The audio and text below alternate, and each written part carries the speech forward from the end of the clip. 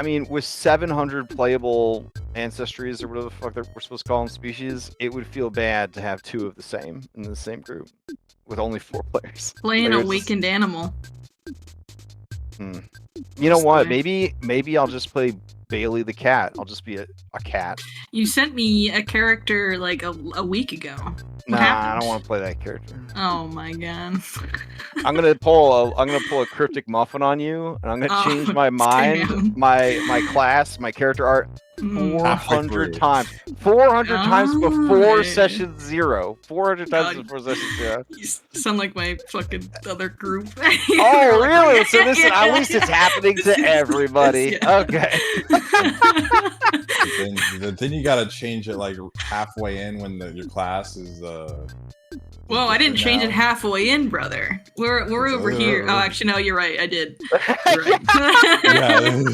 Couldn't even finish that sentence. You're right. Incredible. All right. So, Arts and Crafts, would you rather speak 10 languages or play 10 instruments? Why? That's pretty safe question. These softball ones, man. What happened to the harrowing characters? They're further down, man. They're further down. All right.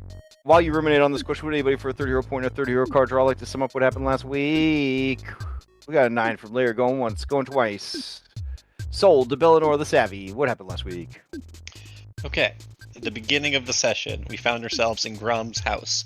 Jericho had gone there in search of her brother, who is running amok in the Harrow Court. And she found a hell portal had opened up in Grom's house, and at that moment, supposedly a demon emerged from the portal. She grabbed Pepito and did a breaking run for the fortress, not really discerning the identity of said demon.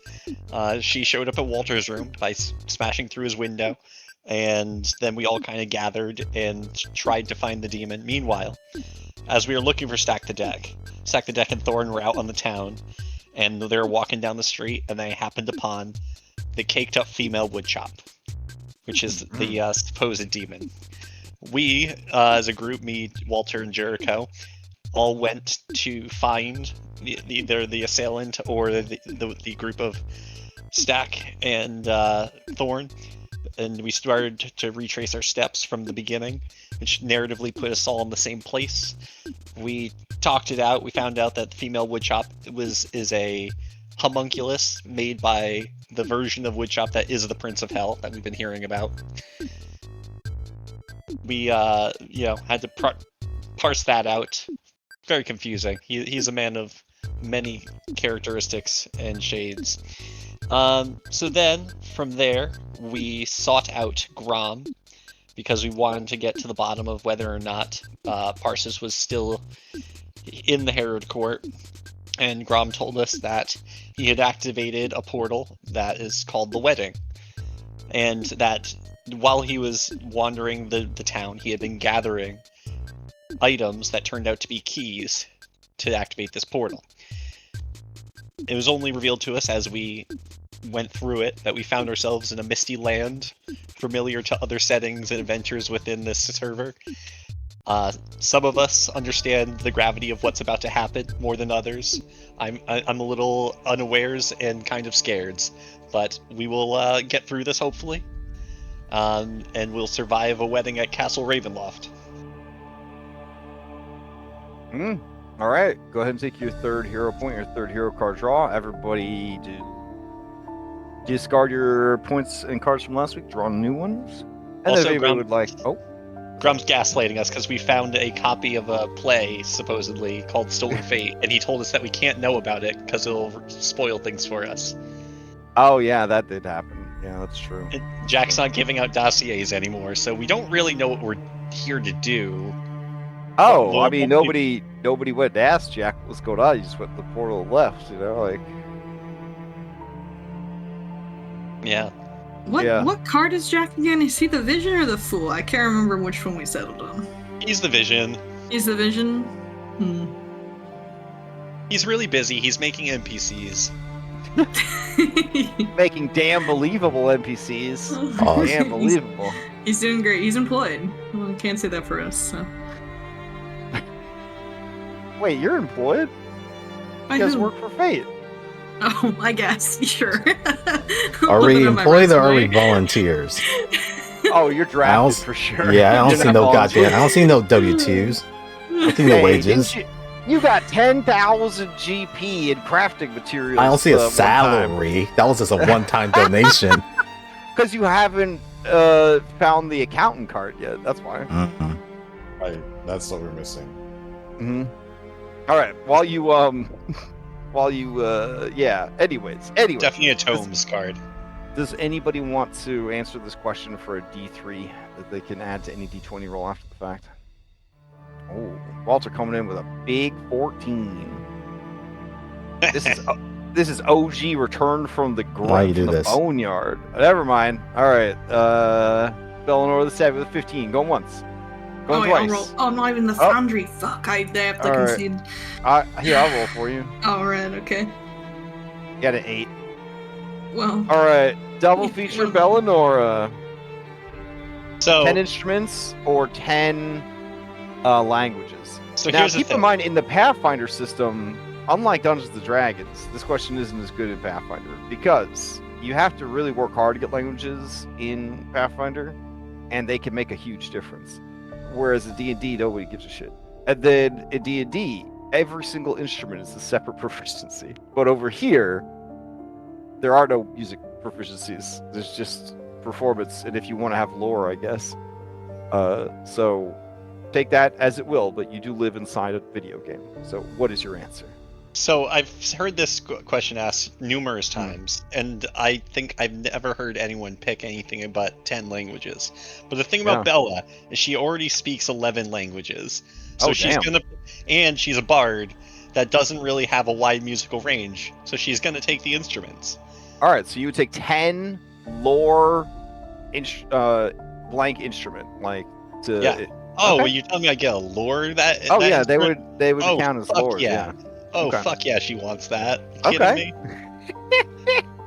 What We can What make a- my lore list longer.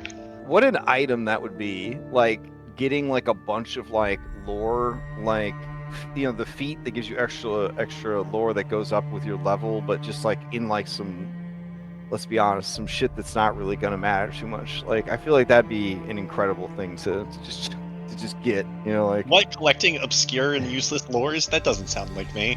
yeah.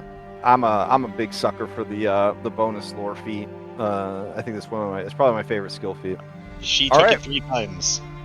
Nice. You get a D3 that you can add anything. You may ask the same question of any willing PC or any NPC you've met during your journey. They'll receive a lesser boon. All right, Walter, what's the answer?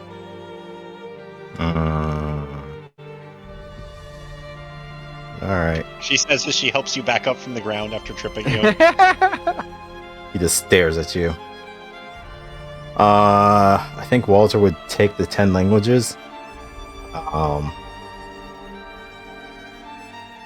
Just being able to communicate to other people. As he was traveling around Galarian would have been nice. Or at least Yeah. Alcansar would have been nice. All right, fair enough. I added the lesser boon to you. All right, do you guys want to, or I will add the lesser boon to you. Here we go. Do you guys want to draw from the Fanspo deck of the Herald? Yes. Yeah. I don't okay. think we need it. I mean, look where we are. We're in a wedding. Like, what do you? We're good chilling. point, It's like good point. downtime. Yeah. Spend one. Yeah, spend one. Okay. Jokes on you. I use my veto. Just kidding. I'm actually kidding. All right. Just drawing one. Here we go. It We is got the 6. Big Sky. All right. We have not had the Big Sky. Let's see. According to the magical. I learned the story behind this card yesterday. Oh no! Is this campaign ruined for you with all the spoilers? There's no spoilers. Oh, okay. Let's see. All right. The Big Sky is, it looks like hammer. All right, so it is strength. The Big Sky is chaotic good. It means momentous change and freedom from oppression. Misaligned, it can mean new shackles replacing the old.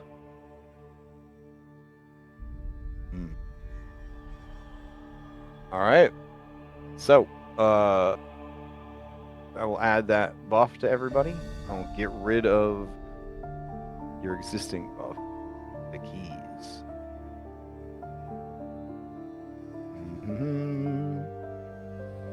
Strength is always nice. Strength is always nice. Meh. Where'd Jericho go?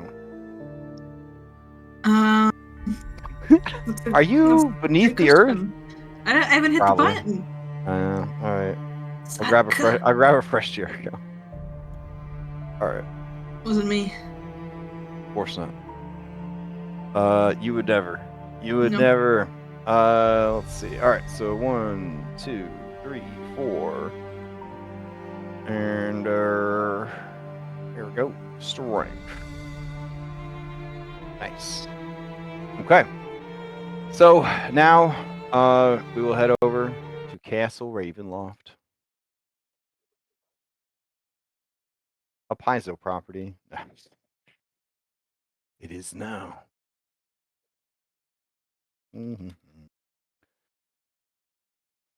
Thinking to myself how that the only thing scarier than 5e Strahd would be Pathfinder Strahd. Oh yeah, yeah. So it's pretty interesting. I'll tell you that. It's been pretty interesting. There is some merit to everyone's claims that all 5e adventures could be better as Pathfinder adventures. Definitely some merit there. Discern could be harder. Yeah. All right. So this is a levels map. Hopefully, now that we're in Foundry, whatever edition, things will run smoother than ever. Like butter, I guess. Let's see. Ground floor. There we go. All right. So it's raining like crazy, but as the portcullis goes up, you realize that it is not raining in the courtyard.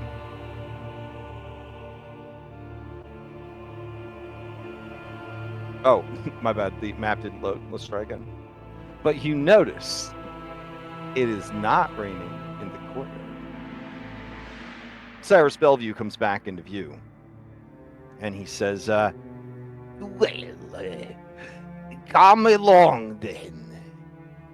We have much celebrating to do for the master. I trust that your gifts did not get as ruined as your invitation.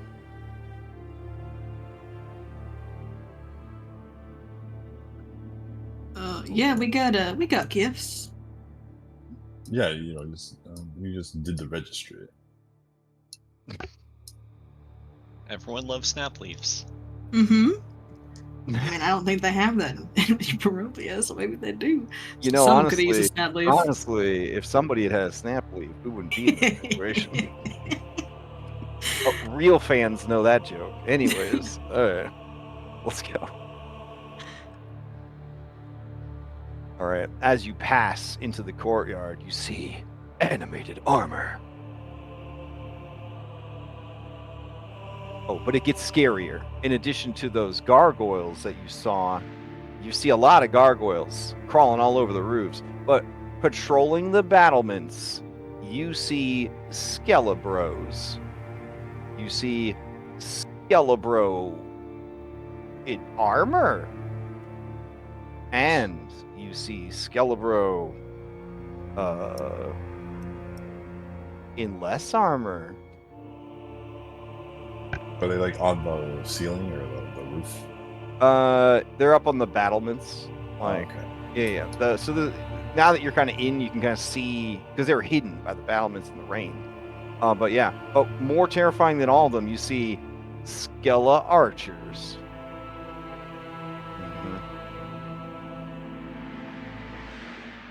Anyways, he says, come,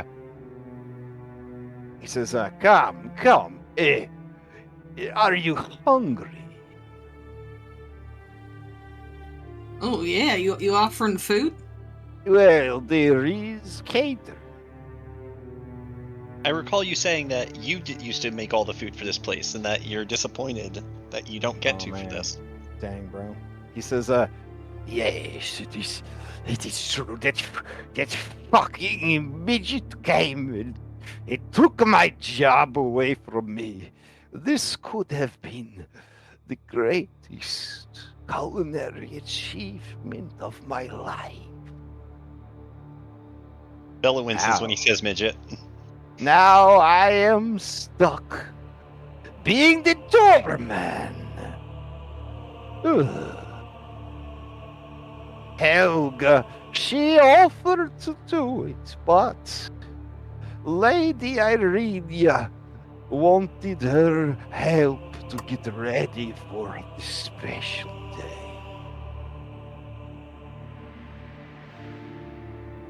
Who's this midget that took over? Do you know their name? Oh, I know their name. It is called Beck. It's But her. his name is actually Beckett Balnorn Benoit. That is how he introduced himself to my master when he came calling.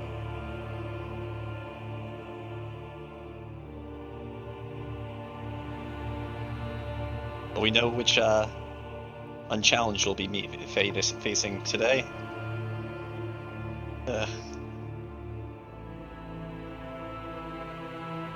Maybe carefully eating the food.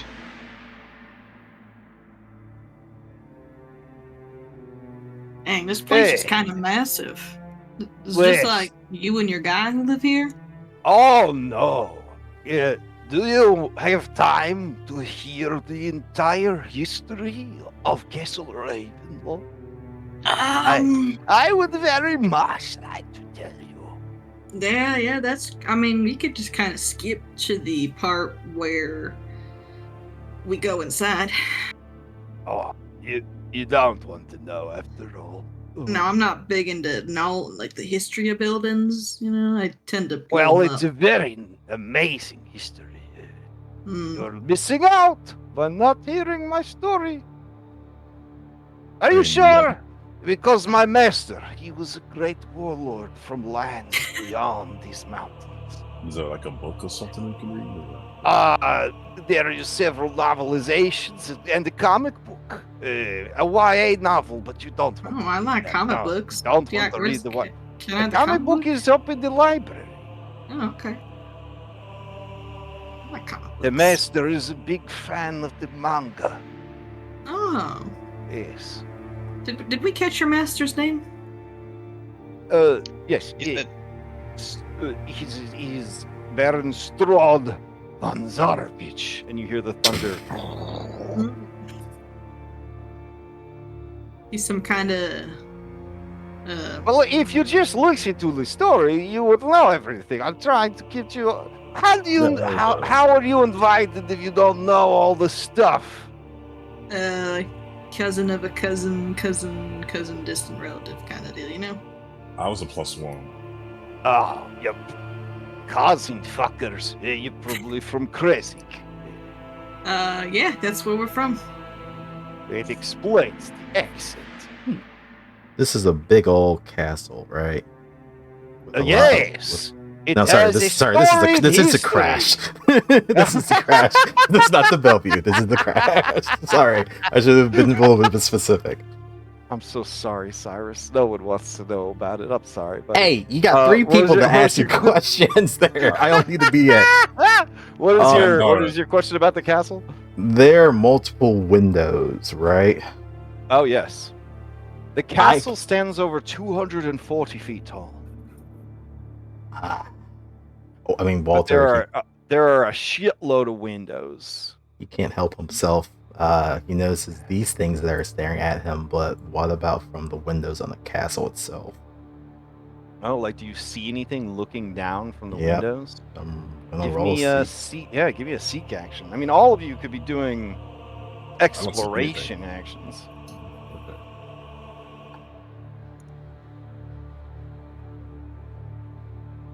I'll just defend.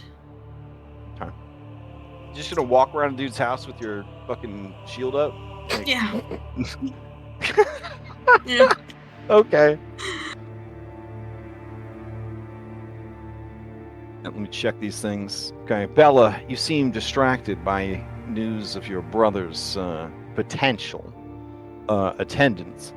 But with your incredible checks, you realize that Cyrus Bellevue is the product of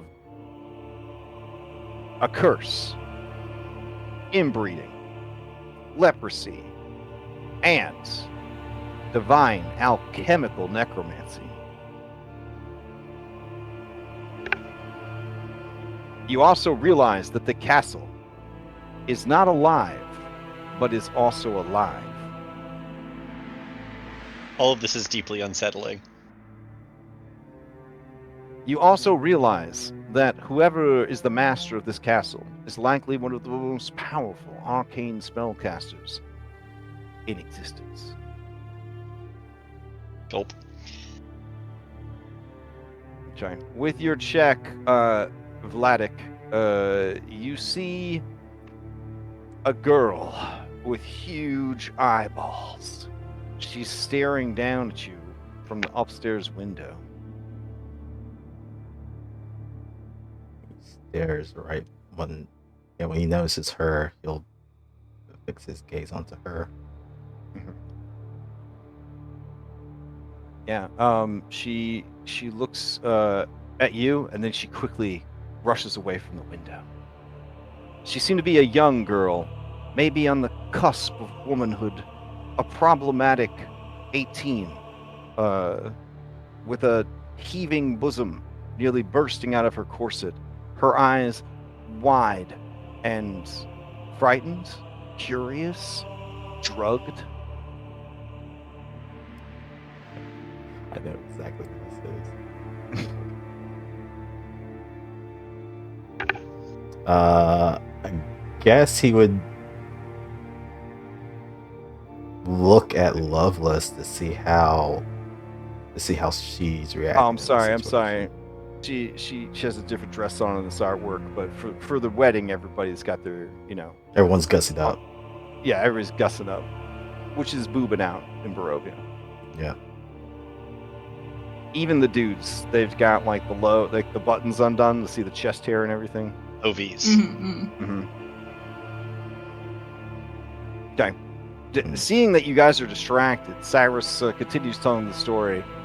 At his family's behest, he made war again and again, trying to find a new homeland for his people. He was a man born to war and raised by the sword. A cunning leader, respected by all, even his enemies. Lo, the day he rode his mighty black steed up the ridge and looked down upon the valley of the lands that would someday be called Barovia, he was changed forever.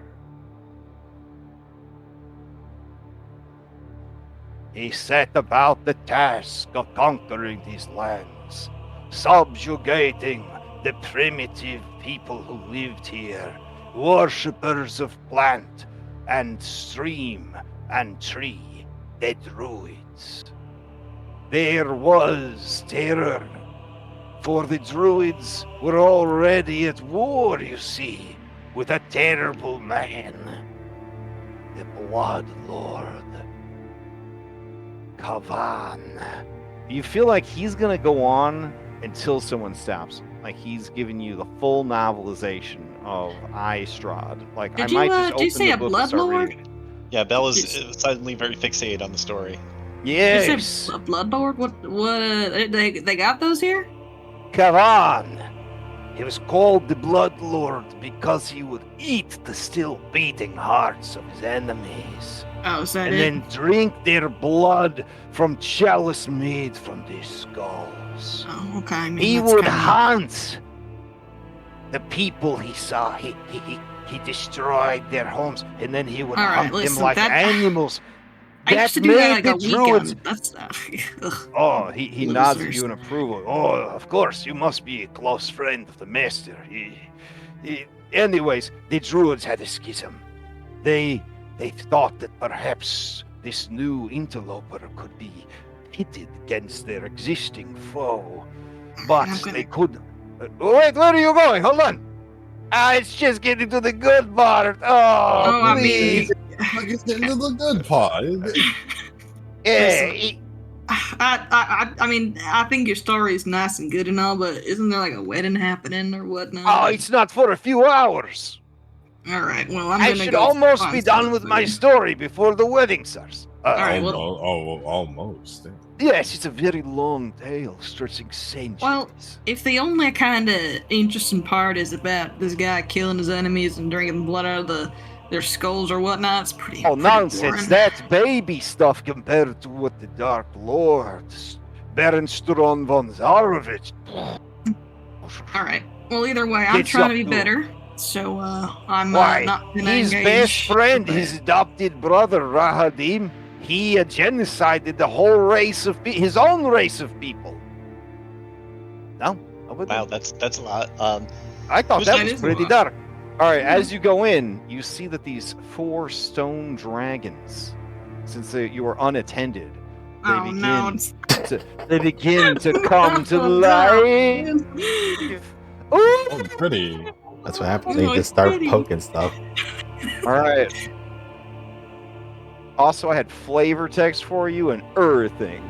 I can see the book here. I didn't click on it, but I can see that nine cool little. Oh drawings. no! You can see the book. Ah, they're supposed to be hidden. And I My walked in here life is anyway. over. All right, hold on. You can read it. Does it say there's I dragons and shit?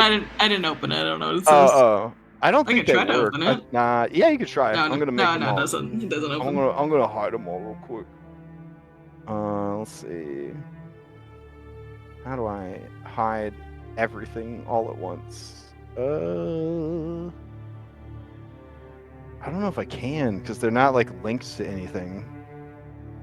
Oh, maybe if I do GM label? No. Player label? Son of a bitch. Oh, show only to GM. There we go. Okay, did I hide him? No. Damn. What does that show only to GM do? Cry? Okay. I don't That's know. fine. It's okay. I'll just pretend I don't see him. I mean, Thanks. or we can play make believe. I don't know why they're showing up. Wait. Reveal state? Reveal state on same notes? Revealed to players. Off. Why are they all revealed to players? I'm wondering if it happened in the import. Alright, how about now? They're still visible, aren't they? Yep. Oh yeah. I mean, Okay. no, wait, I don't see him. That's fine. That's fine. I was honestly amazed. I was able to convince Foundry that this was a Pathfinder levels map and not a D&D levels map. It was It was fighting me. It was fighting me pretty hard. All right. So, anyways, the creatures roll in because they must defend their home against intruders. That's fair, I guess. Yeah. I respect that. All right. Give me some initiative rolls. You haven't even gotten past the front door. Oh, it was you had an activated item, right? It was Loveless. Yeah. Want to use free action? What does this do? What ability have I got? What? Free action to do what? Opening stance? What is this? Everyone should have a +1, I think. Oh, very cool.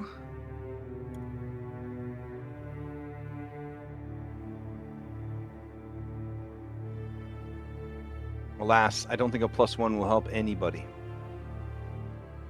Did you roll, Vladik? Oh no, I haven't rolled. I'm just looking at. Why are okay. both of you named Vasha? I don't think you could both be. We both Vasha. called it. They we called both it named the same themselves time. Vasha at the same time. Oh, yeah. and then he said, "Oh, it's like when everybody was okay." Yeah. We're Got from it. Kretsk, you know. It's like everyone who Oh, decided yeah. to name themselves Brittany or something. Got it. All right, gonna have to get some rough ass music. Hope you're ready. I'm let's ready. see.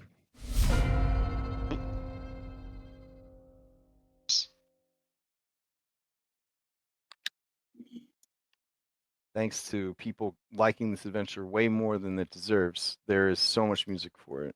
Whoa. I wouldn't say that. Listen, I disagree. Yep. Part of the problem. Mm-hmm. I don't know. I like problematic men. What can I say? All right. So you're going so much faster than these dragons, Jericho, that you probably don't even realize what's happening. But Vladik, your senses are so overclocked that you see these statues coming to life.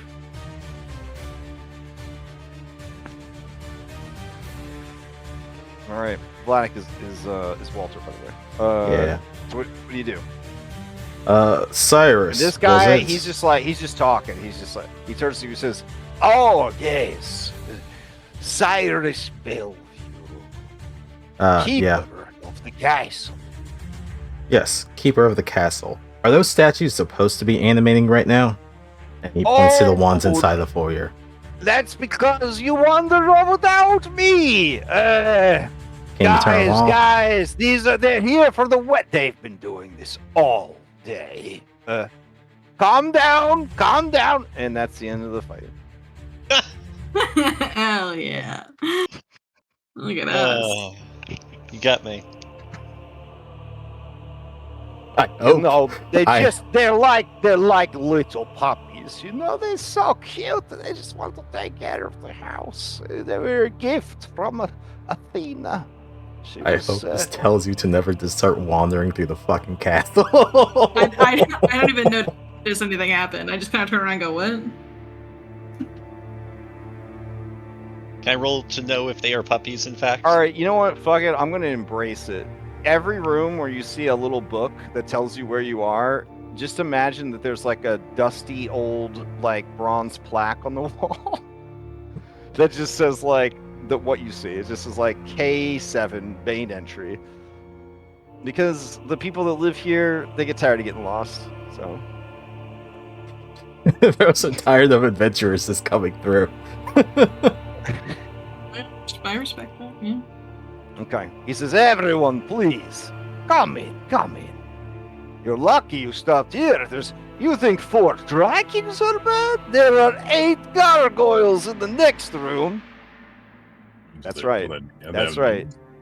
You guys thought I was being rough when I ran Curse of Strahd. I moved the 4 dragons into this room, but I got rid of the 8 gargoyles.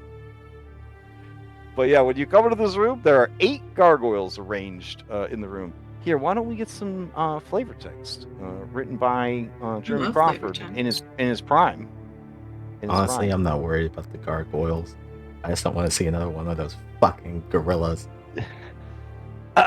So in the entry, the ornate outer doors of the castle are opened, flanked by fluttering torches and iron sconces. 20 feet inside the castle is a second set of doors. 4 stone dragons glare down, their eyes flickering in the torchlight, each the size of a large dog. And then when you go into the larger room, cobwebs stretch between the columns that support the vaulted ceiling of a great, dusty hall, dimly lit by sputtering torches and iron sconces. The torches cast odd shadows across the faces of 8 stone gargoyles, squatting motionlessly on the rim of the domed ceiling. Cracked and faded ceiling frescoes are covered by decay. Double doors of bronze stand closed to the east. To the north, a wide staircase climbs into darkness. A lit hallway to the south contains another set of bronze doors, through which you hear sad and majestic organ tones.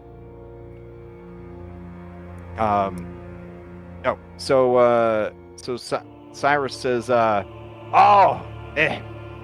these doors keep closing, castle. It is the wedding. letting people in today. Apologies. The castle is not used to so much company that is not to be killed. Ha ha.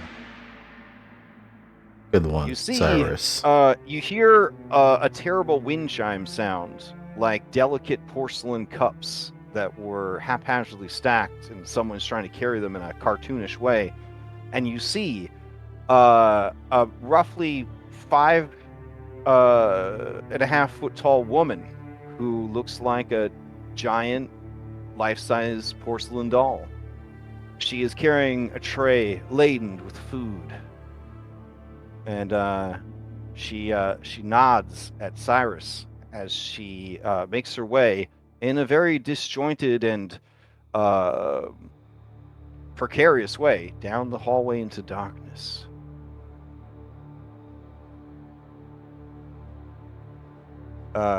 He looks wistfully whence she came to the passage to the south.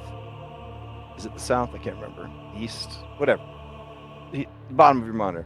And you can tell that whatever lies in that direction make him sad. He also looks that way, where you hear the organ music coming from, and lets out another sad sigh. Okay, you're sighing a lot. Are you good? I think the kitchen's over there. Is that the kitchen? He says, the kitchen is down the stairs, yes. It is a great sadness to me that I cannot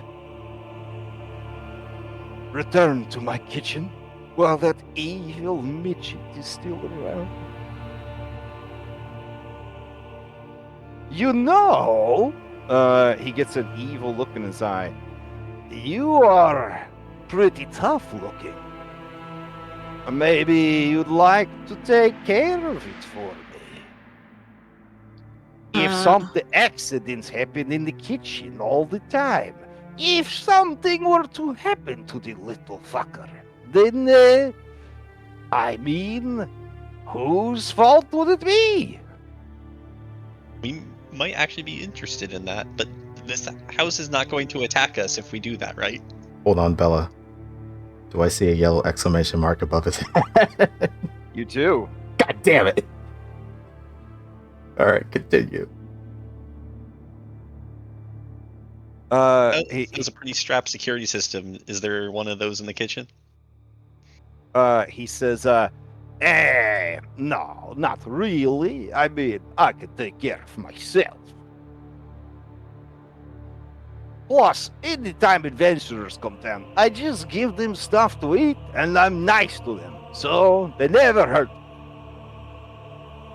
You do realize that this guy has the likable trait. Whether you feel it or not, it's up to you, but... Is that literally the opposite of punchable? Yes. Nice. You guys see a beautiful woman, obviously a vampire, and a sleepy one at that, making her way down the hallway. She says, Cyrus, is that you? And he says, of course, milady. She says, oh, more guests. I don't recognize any of them. Cyrus says, milady, this is, these are, he checks his clipboard, Vasha and Vasha, from Krezik, Dragon, also from Krezik, Vladik, also from Krezik, hence the gun, Bogan, Victor, Ilya, Nico, also all from Krezik, and then Casimir. And she says, Casimir? And he says, yes, leader of the Dusk Elves. And apparently a were-raven. And she says, "What a twist! Oh my!" And he says, "Might I introduce all of you to Stasha Ildiskova. She is bride of my master, Baron Strod von Zarovich." Wait. Isn't he also getting married? Sasha does a poo-poo gesture with her hand and her wrist, and she says, "Oh yeah, but Strod baby, he have many needs, not enough women and womanly men to meet all of them. Plus, and she sighs, I think he has finally found a true love." That's not you? "Oh, I guess not. He and I got married when he was going through his sleep fetish phase. I was a very sleepy girl, I always have been. So, you know," she kind of gives you a wink. Are you, I have to roll twice against sleep effects and take the worst roll. It's a misfortune effect. Alright, well, that's good to know. Have you seen a fella around by chance, Oh, I have ma'am? seen some fellas. He's got white hair, he's wearing a mask, Oh! No, you have to be more specific. white hair people. That with is very masks. popular Very, very fashion. very It's good. very popular fashion. Black leather, huge bulging package. You'll no, need that's to like be so- more. Yeah, we'll need more to go off. Yeah. She says, "I'm sorry, but there are a lot of men like that in Barovia, and they grow them big." And she pretends to grab her junk, or I guess she does grab her junk through her dress. Well, is there a place where y'all are having like a ball or something before the wedding? Yes, there is through the chapel, or if you no, is the garden safe, Cyrus? He says, "No, it was. Yeah, it's not. We lost a few guests already. We just take them through the chapel." And she says, "Well, what about the courtyard with the carriage house?" He says, "Oh, I should have thought of that instead of the gardens. Sasha, that's a good idea. Would it Then not they be don't in the have to go in the church if they don't feel comfortable. Are any of you allergic to church? It happens a lot in Barovia." Would it not be in the direction of the music that's playing? "Oh no, that is the master." Sasha says, "Oh yeah, he and that Parsus fellow are in there having a He just discussion." fucking asked his name. I didn't realize he just fucking introduced himself. You know, Parsus, he has a big package and wears tight pants. Yeah, that's who we're looking for. But when I asked, "Are you a man under that mask?" he said, "I'm whatever I need to be." And that made me blush a little bit. I am very tired, though. I'm going to go lay down for a bit. But I promise not to miss the wedding. I hope nobody finds me while I'm sleeping. And she winks again, and she sashays away. Yeah, I don't know if I count that as consent. We should probably just go find Parsons, right? I mean, that's our goal here. Well, we have a chance to Cyrus take says, away the unmatched. "I'm sorry, but the master cannot be disturbed when he is in his special dining room." I mean, what if we do? "Oh, What then you will happens? face the master's wrath." Is there some sort of reception, or is it like a dinner? Hey, would you party? like to meet with him? Is that what you're saying? The person that he's currently meeting with, this Parsis, Yes. we'd like to talk with him if possible. I'm sure you can when their meeting is concluded. Can How I make a long ago proposal? did they start talking? I'm not sure. It has been a couple of hours, I think. Sorry, you were saying, Bella? You hear over the music stops, and then you hear some soft, leather-gloved applause, and then you hear a peal of laughter. Fantastic.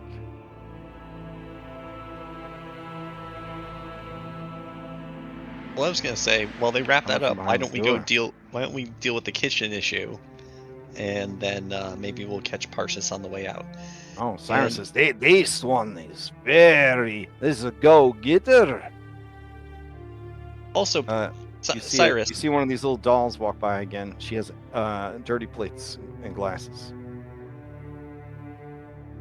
Cyrus, I was hoping maybe you could tell us about the bride of this event. Oh, yes. It is a story that begins with tragedy. An orphan girl found on the road between the village of Barovia and the town of Ilaki. A beautiful young girl, barely old enough to walk, her hair fiery red, her eyes a piercing greenish blue, covered in blood and soot, for her family had been attacked on the road. She was found by the burgomaster, and you realize that he's going to tell you the entire fucking story of Irelia. She was found by the burgomaster of the village of Barovia on his return from the town of Ilaki. He adopted the girl on the spot because his wife had died in childbirth, giving birth to his son, a giant among men. You don't say. Where's that kitchen? We can talk and walk. Okay. This way. Apologies. So anyway, she grew up to be a real looker. And then there was a misfortune with her father, and then her brother trying to get revenge. And then he died, and then she tried to get revenge. She hooked up with these adventurers, but they were like fucking ass clowns. So anyways, they just left her here at the castle after having dinner with the master, and then they proceeded to do nothing of importance at all. Anyways, Lady Irenia actually warmed up to the master and the castle, and they fell in love.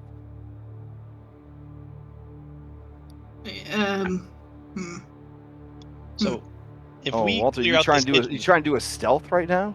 I'm trying to listen behind the door.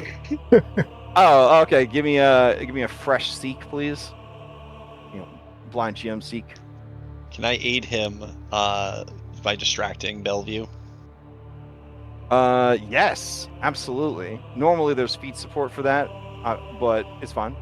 Go ahead and give me performance would be good, or Yeah, I'm happy with that. okay. Oh yeah, so you're like, tell me more. And then what happened? Why was her brother a giant, and so on and so forth? And like he just loves telling stories to people. All right, as you listen to the door, you hear a deep voice in a Barovian accent say, "Thank you for indulging one of my many passions. You are quite the gentleman, Parsis." And then you hear Parsis's voice, and he says, "Well, it's my pleasure. I discovered a tome that told your story, and I will admit I had to meet you for myself. And you hear the other voice say, you flatter me. I am curious of the stone. It exists beyond the veil of mist that hides my realm away from the rest of the multiverse. And then Parsa says, yes, it does. But I think it is a testament to your legend that your story has reached so far. Your imprisonment is unjust, and I have been happy these last 6 months to do everything I can to help you find the happiness that has been denied to you, my friend.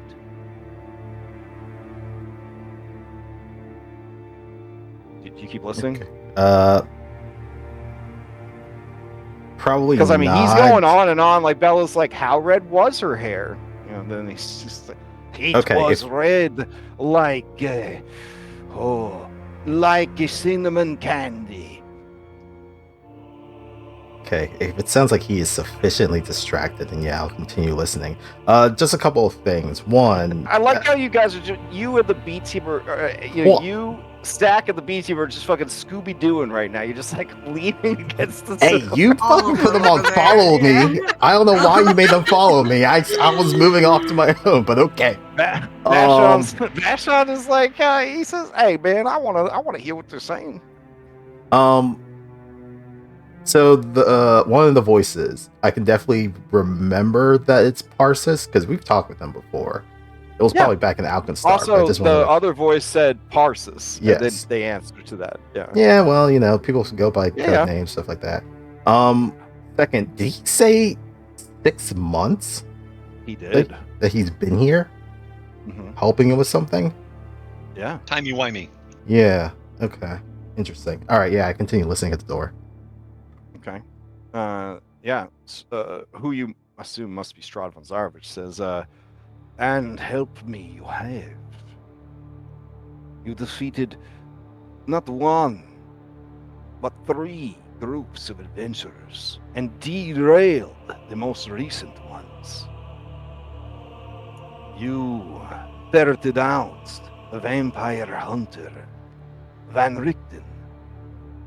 And oh, the fun we had with him, that little shit.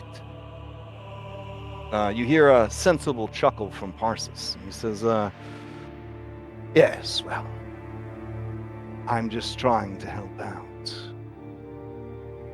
And then, when you helped me defeat my dark master, Vampire, freed me from his bondage, and asked so little in return, Parsis says, a small bit of a god's power is more than I deserve, friend. Strahd says, Damn it. He says, now that I am unto a living god, all that was left was to find the happiness that was denied to me over and over again. You hear in a comforting voice, Parsis says, I know, friend. I know. You are fate's fool. But I have learned a bit about fate in my journeys. Enough to free you from this terrible cycle. To set you loose upon the multiverse that has cast you aside. That treats you as some sort of oddity to be visited and admired, but never let loose from its cage. You hear what? Crying? No, it can't be crying. You hear the other voice composing themselves, and they say, I do not deserve such kindness. I am a monster. And then you hear the other voice say, no more a monster than any man. They're fucking. The things that happened to you, my friend, they could have happened to anyone.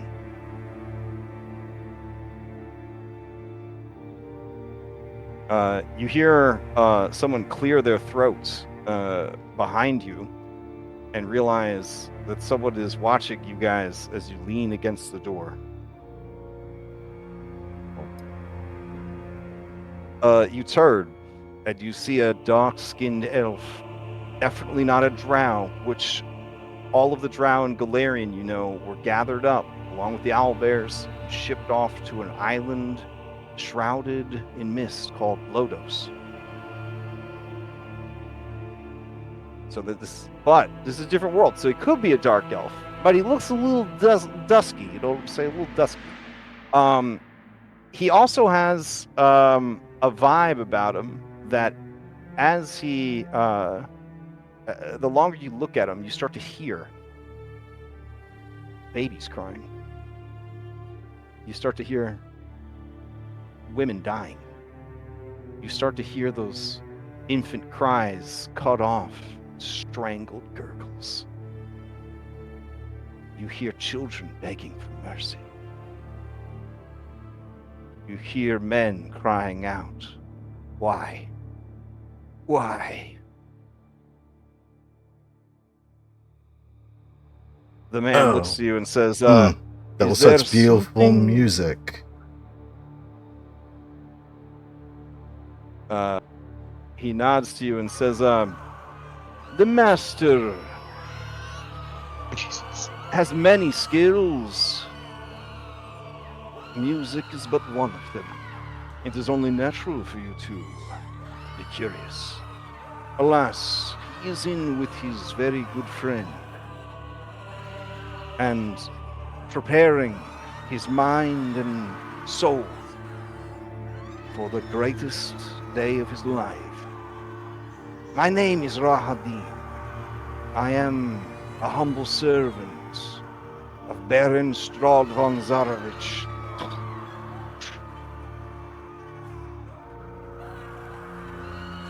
Cyrus, these are guests. Why are they not out enjoying the festivities? Eh? Let's go." He starts snapping his fingers, and you see Cyrus go. The quest bubble disappears. It pops like a balloon, and he runs over and says, of course. Oh, you see him wince as he gets close to Rahadim, and he says, "Yes, everyone follow me. I will take you out where you belong. Sorry about that, Rahadim. It was an accident. It will never happen again."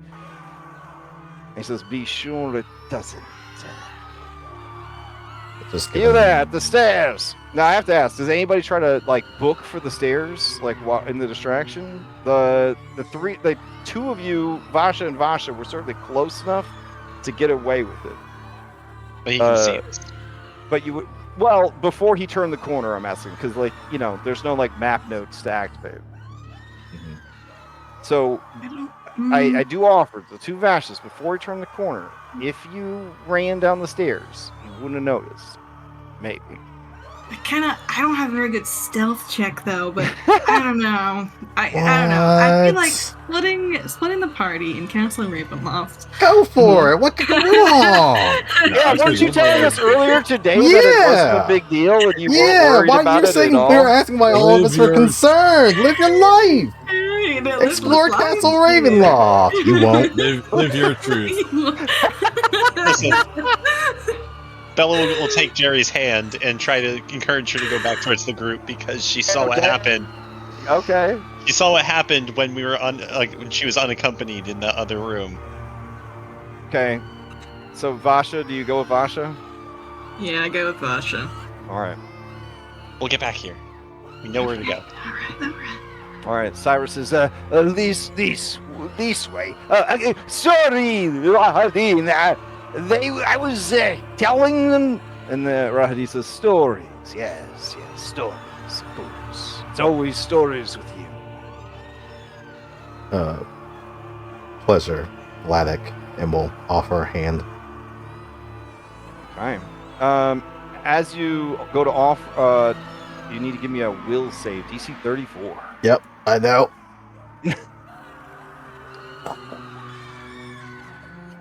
Why is this not? Oh, wait. This is an emotion, auditory, aura, mental, occult, incapacitation. Oh, cool.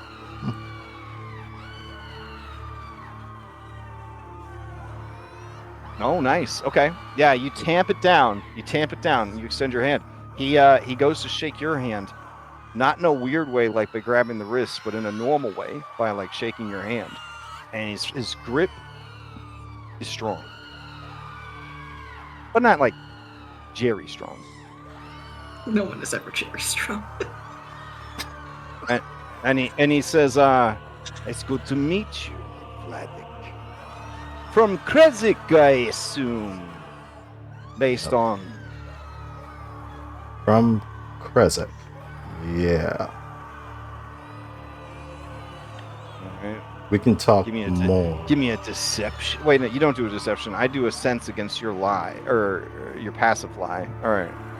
There we go.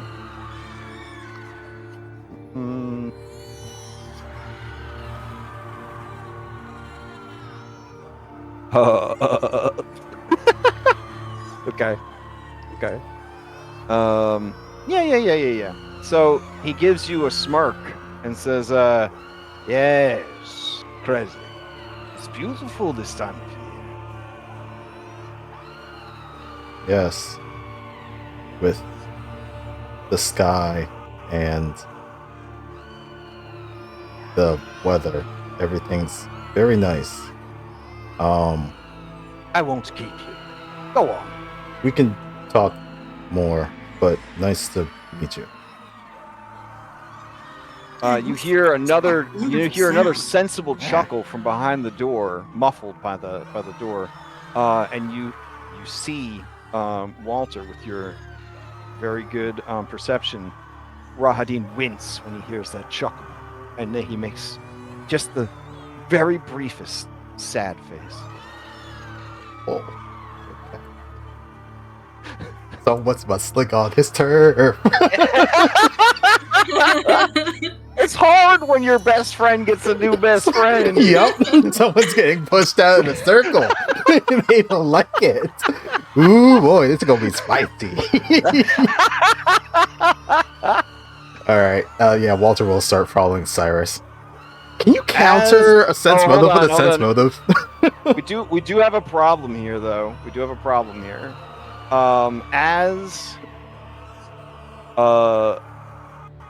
As she's walking by, Rahadin takes notice of Angelique Lovelace, and you can see his whole demeanor shifts. His eyes become actively cruel, not casually cruel like they normally are. She stares at him, and he stares at her. He takes in everything that she is, and you could see the longing in his eyes, but also the hatred.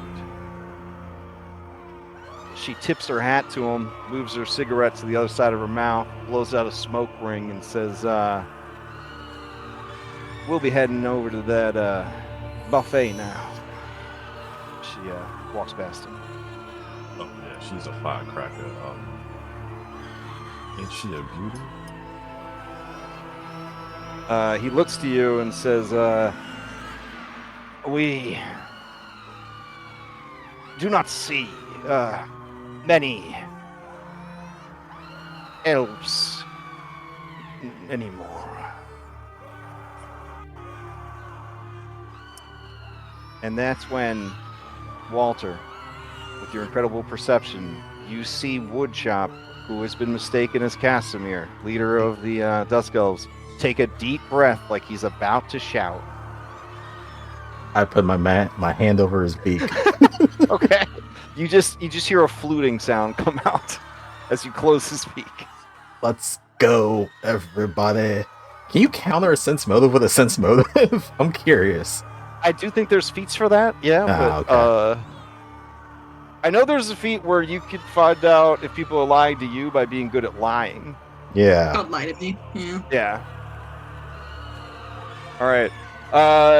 As he's heading down the hallway, he says, "Don't worry. The statues in the hallway are off for the holiday. They will not attack you. They will fill the hallway with lightning bolts from the second age of magic that bounce infinitely until everything is dead." That Mr. Rahadim, Oh, that always happen with him? And he just kind of motions to the air. As you guys are further away, yeah, it turns off. She's been This like is- holding oh. on to Bellevue, like His deathly choir is a curse he carries with him for betraying his own people. It is a sad story. It was part of the overarching story I tried to tell you outside. But you are a little too busy to listen to my story, so everything is a big mystery to you now. I mean, I like mysteries, so I'm cool with that. I heard the part where you said that Baron Strahd used to be a warlord and all that, in his little conquest.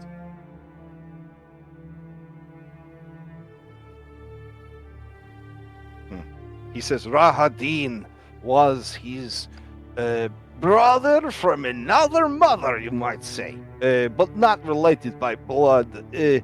When he was a child, it was the fashion at the time to give your noble firstborn a best friend commoner that you stole from somewhere.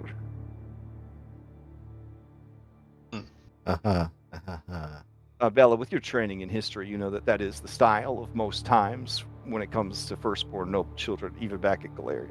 and like feudal systems, kind of. Well, I mean, yeah, I mean, it's certainly not nice stealing children and then saying, "You're the best friend of my child now. That's your job." But that's what happens. Things may happen. Yeah. How dare you say that about Delita? It's just, hey, Cyrus says, he took to the family right away. It was like he wasn't an elf. They grew up together. Rahadin watching his friend grow old as he stayed young. But then the great blessing of darkness came upon the master and these lands, and he and Rahadin were able to be friends, best friends, BFFs forever. Well, he scowls. Until recently, at least. What? Do tell. What happened? And after everything Rahadin did for him, when Strahd fell in love with this girl from Swamp Town, he was going to see her at night, even though she was, it was complicated. He was kissing all over her neck, giving her the long death blessing. You see, when vampire want to make very strong vampire, they must bite the chosen person 3 times over the course of 3 nights.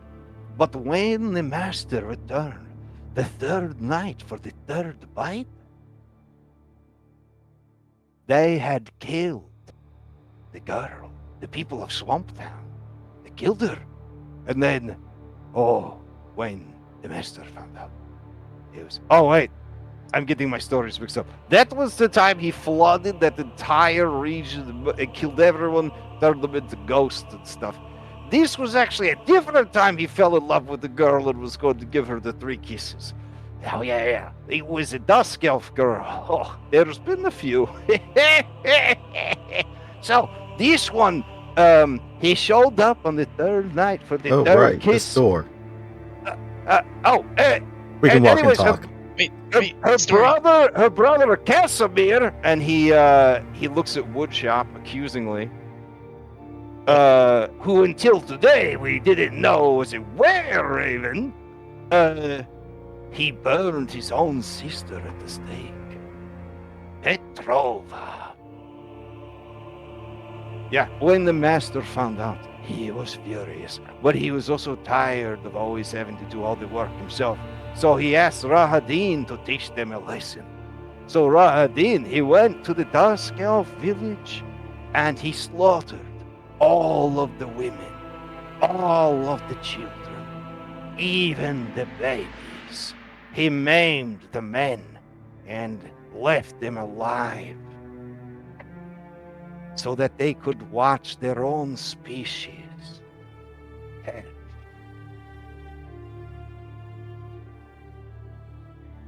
Casimir, Imagine how could what the thank you, exactly. It was your fault if you had just left let your sister love who she wants to love. Then your people wouldn't have been persecuted, driven to the brink of extinction, etc., etc. He plucked out Casimir's eye. Do you want to tell the rest, Casimir? And Woodshop says, yes, he plucked out my eye. And you see him close his eye, hoping that maybe Cyrus has seen that. And he cut off my ears. And he taps to make sure he doesn't have ears. He doesn't, because he's a Kenku. And he says, and he ripped off my penis. And he taps the front. Penis is inside his cloaca. It's all good. And he says, he took my clothes. Took them. And that was it. He says, and he burned your flesh. And he burned him. He burned my flesh. Now I have to glue feathers to myself. Thumbs up. Start the landing. No. And he says, anyways, can you imagine loving your brother that much that you would genocide your own birth race in such a horrible manner, and then bear the curse of those many infanticide deaths forever? No? Can't Well, say that I have. He did it, and he has to carry that burden every day of his life. The only thing that brings him joy is torturing adventurers, bullying castle staff, riding through the settlements and terrifying people, killing random civilians, having a creme brulee, a nice glass of wine, reading some comic books in the library, playing his Game Boy, and hanging out with his best friend forever, Baron Strahd von Zarovich. Anyways, I have to get back to the door. It's been very nice meeting you. Have a wonderful time at the wedding. Thank you, Cyrus. And if you get a chance to go downstairs and take care of business, let me know. All right. Yeah. God damn, this is like who's who right now. As you enter, every motherfucker in the room turns to look at you, and I pause the game. You have an assortment of just gothic horror people. Now, what's interesting about Barovia is you wouldn't think that there's a bunch, you would think that like in an insular community like this, everybody would be like the same shade of sort of like pale. But you see there's a great variance in the genetic markers here. If you had listened to the story that that Cyrus tried to tell you to make sure that you do everything you needed to know for the adventure, you'd know why. Anyways, you also see there are some Barovians who look a little extra. Like this guy wearing a top hat, a foppish top hat. Look at that. Look at those kissable lips. Oh my. A lot of mascara going on. They are dressed in bright colors, unlike the other people here. And they have a sort of like vibe about them that reminds you of the Varisians of Galeria.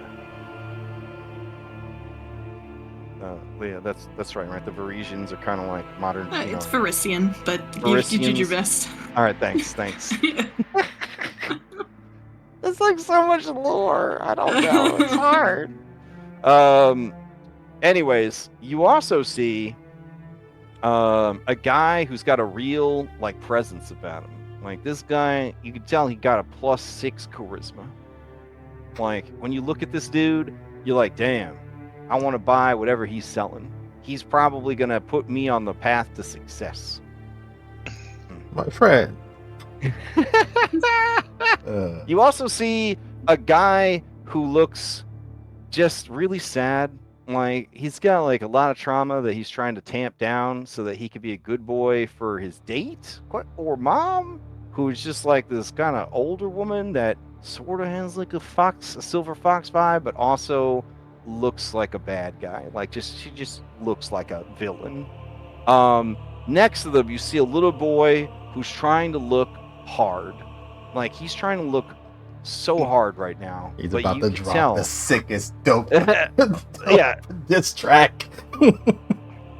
You could hear soft sniffles coming from a gorgeous, tall, dark-haired woman with eyes so hazel they're almost red. She keeps whispering to the boy, and the boy is ignoring her, much to her great sadness. Behind this row of people, you can see 4 of the most foppish adventurers you have ever seen. There is Big Boy with beard wearing white tuxedo made of doilies. There is Big Boy Dwarf wearing Three Musketeers outfit. There is Drow Elf dressed for a successful night out, also not going to get COVID. And then finally, there is a blue-skinned Nephilim who definitely has the vibes of Nightcrawler from X-Men if he was in the Renaissance era. The 4 men are talking jovially to each other and having a great time. You can see that their plates are piled high with food, and their goblets spilleth over with wine. They're making a mess of this beautiful chapel. Then, over here, you see a woman who, let's see. Yeah, there we go. You see a woman of dark skin, silvery white hair, and silvery white eyes that glow with moonlight. She is built like like a bodybuilder and has a large frame. She is quietly talking to a bunny rabbit next to her. The bunny rabbit looks out of place, like she's from the cartoon dimension. She has goth clothes on and heavy eyeshadow. She seems bored to be here. This is where the rubber prints ran off to. Okay. Oh, there's more. You can see that there's a door over here, and there's a little sign next to the door that says refreshments, and it points to the door. You can see beautiful stained glass windows here and here, and high on the wall over here, and then also the ceiling is like beautiful stained glass dome, and you're not sure where the light's coming from, but it's making this beautiful like stained glass effect. It's like a fairy tale chapel. It's beautiful. You also see 2 incredibly beautiful women, one of darker complexion with piercing, intelligent brown eyes, perfect makeup and jewelry, outfit 10 out of 10. Hair to die for. She is making small talk with another woman who looks just so fucking mean. Just like every girl that bullied you growing up. She has red hair, but you think it's a dye job. Her eyes are bright green, but they look more like a feral cat than a person. And you can see that she's got that little like box smile going on with a little woo-woo, on the lips. Like she's always up to mischief. Always up to a permanent duck face. Both women are very obviously vampires. 1, because they have fangs. 2, they're drinking blood out of goblets. Both of them seem to be not in the best mood.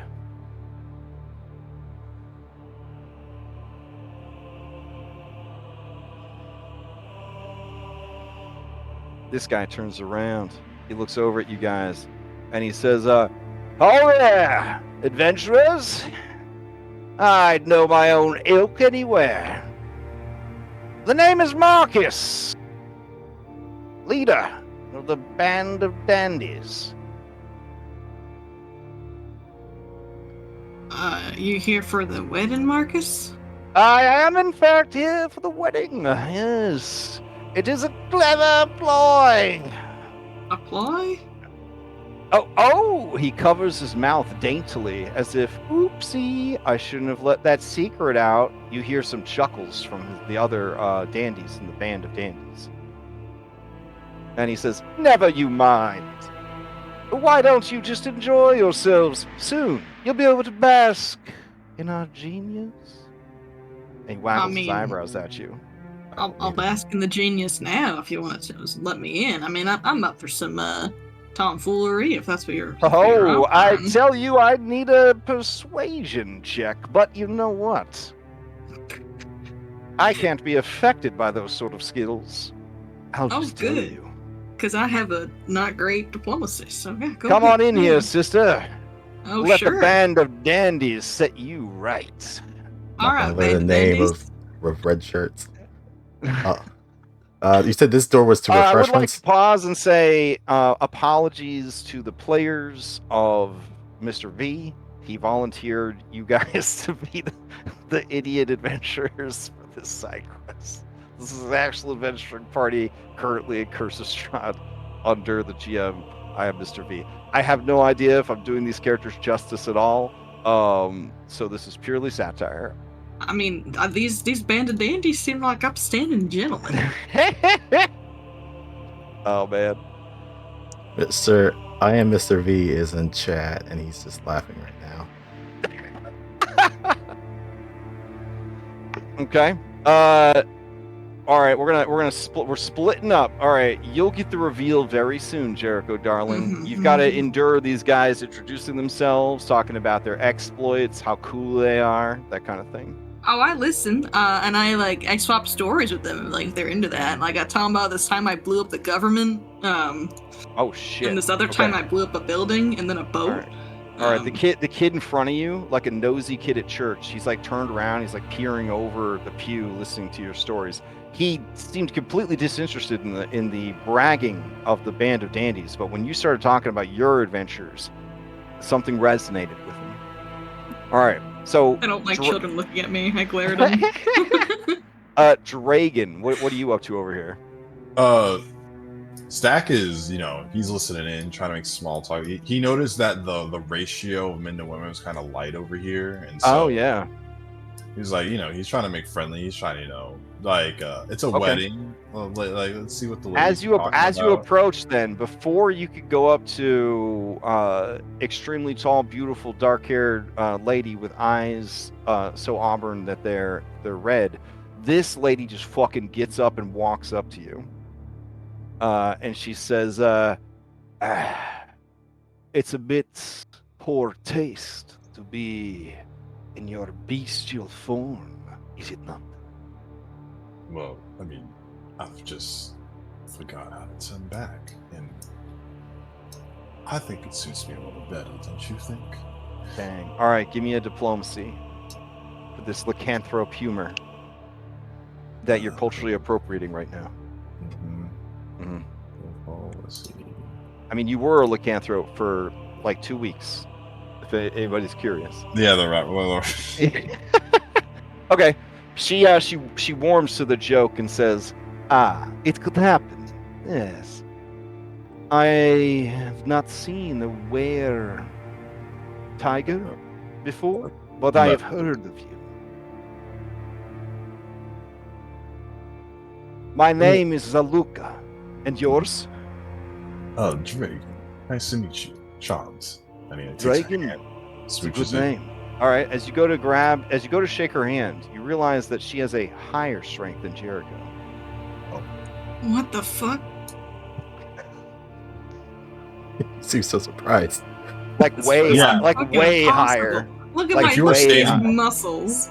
I got If you were standing strength. behind Stack, is like his tail is doing like right angles. His tail.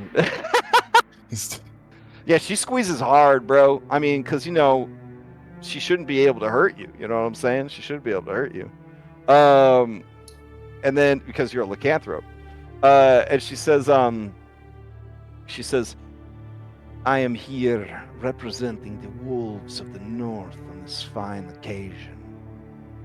I am hoping that I can beseech the Dark Lord for the return of my husband. Oh, I'm sure He you can do is something like that. imprisoned here in the castle. You see a yellow exclamation mark up here above her head. Oh, I'm all for jailbreaking.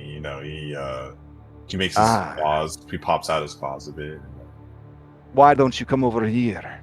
You can discuss it with both of us. This is my friend, Goth Lola Bunny.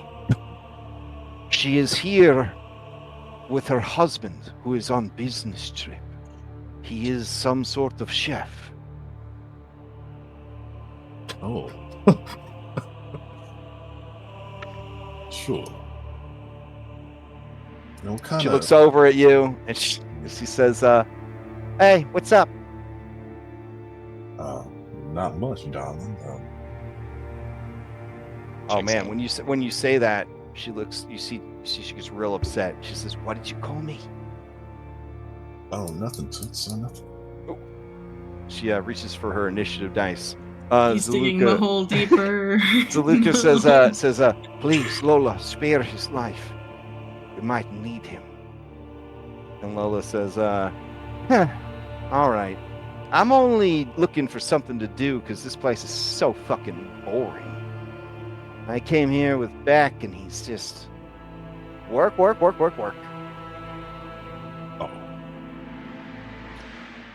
So where hairs? Do you go to shake her hand or? Yeah. Oh, okay. All right. As you go to shake her hand, you determine that she is almost as strong as Jericho Dom. And she says, I'm not a were-rabbit. I'm just a rabbit. Oh. Well, where are you from? Where am I from originally? Mm-hmm. It's a world called Toontown. How do you? Is that a town here? Well, Toontown is kind of making it small. It's a dimension of cartoons. Yeah, it's like an Earth, but like the Feywild. It's like laid over and next to the prime material, but like just a little bit to the left. We gotta take you there sometime. She sure. says, whoa, I have a boyfriend. And I have a boyfriend too. Oh, you're one of those, like my friend Porky.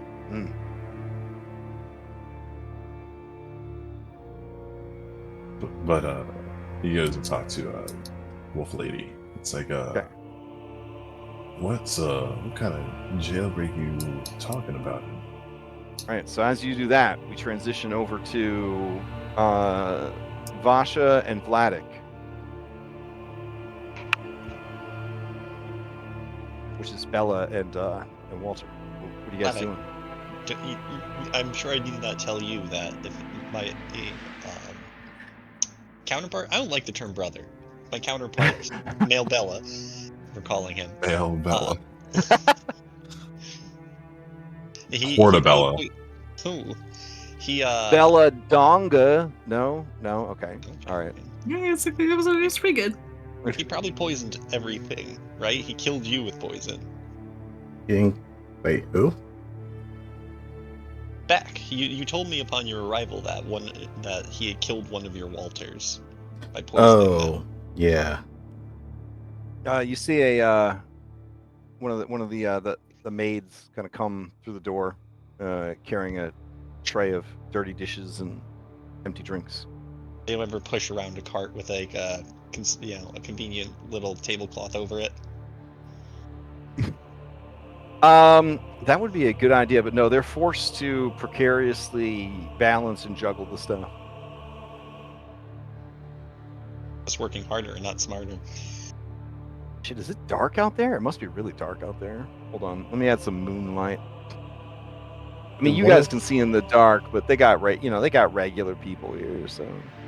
Yeah, you see, that's what I was hoping we'd find in the refresher room. It's like maybe like a little cart that like they push back in the kitchen, so that way we can get in there. I don't know. I'm grasping at straws here. I see through a window. Yeah, my bad.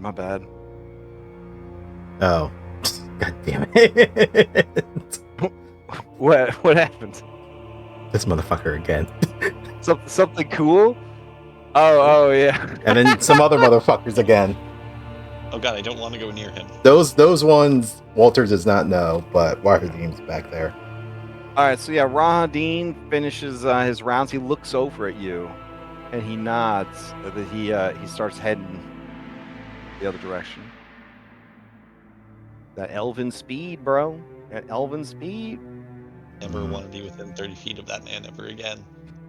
This guy approaches the table. You see a very short human man, tall halfling, incredibly oversized gnome. He has a large nose, bushy eyebrows. He has mutton chops. He's dressed in priestly raiment. And you guys immediately get card vibes coming off of him. Resplendent card vibes. He approaches the table where you see two women working. One is young and very skinny. Her eyes sunk in her skull-like face. Her body like that of a scarecrow. She's bent over at the back a little bit, even though she's very young.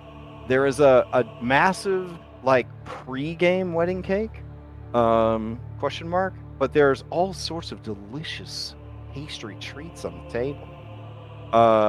There is an older woman there. She looks like the sweetest old lady you've ever seen, except for Grom's mom. The man says, "Good evening. I would like a cupcake, please." And then the woman says, "Oh, of course, Your Holiness. Take as many cupcakes as you like. Please." And he says, "Thank you very much." And he takes one in each hand, respecting the Pathfinder action economy. As you should. And he wanders over to sit down by the fountain. As he does, you guys see some Voidhounds. Yep. Hanging out with the Voidhounds, you see a very short, maybe 5 foot tall, vampiric woman. She has Witcher 3 levels of eyeshadow on, black lipstick, a short bob haircut. She is dressed in a beautiful black and gold dress for the occasion. But you see that she reflexively reaches to touch her face as if she normally has maybe a mask on that she's not wearing tonight. The Voidhounds seem to be completely docile and loyal to her. But they look around. When the head of one of them sees you guys, it mean mugs you. Mean mug back. Oh, when you mean mug back, the other two heads on that one look at you and they mean mug you. Look, you don't have extra Bella's heads. towers behind Walter. You hear this woman say, "Sweet treats and cupcakes for the happy wedding goers. These are special treats that we made for this occasion. Dream pastries. They will make all your dreams come true, just like the Dark Lord and his bride." You do see across the way, Bella, a woman who genetic markers indicate is probably related to the two women you're talking to, but unlike her sister, she definitely not missing meals. and she's not missing meals right now. She's actually eating a plate of food that it looks like she took from the table that she's supposed to be watching over. The table has a huge pot of goulash, a turkey that had to have been dire in life, and delicious autumnal apples. There's also other things not featured, like, bowls of cherries, and there's some kind of peach cobbler over there, mashed potatoes. But they might be mashed turnips, honestly. She looks at the buffet longingly. Little drool comes out. Yeah, when you catch a whiff, oh damn, that might be the best food you've ever smelled in your life. This woman sees you seeing that food, and she scowls a little. She looks like her feelings are hurt a little bit, and she says, "Why don't you just skip to dessert? You don't need any of that garbage. Please, eat. These are special dream pastries, a regional specialty. Outsiders like yourselves love them." We do? Question mark? Yeah. Valak has a quizzical look on his face. I do love pastries. He looks at you and says, "Don't worry. Your secret's safe. Me, traveler.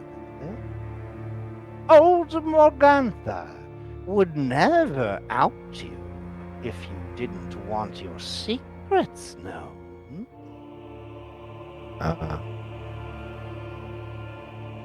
Thank you. Appreciated. He'll take one of the cupcakes. And he'll give her a nod. Smells really fucking good, bro. It's so fucking good.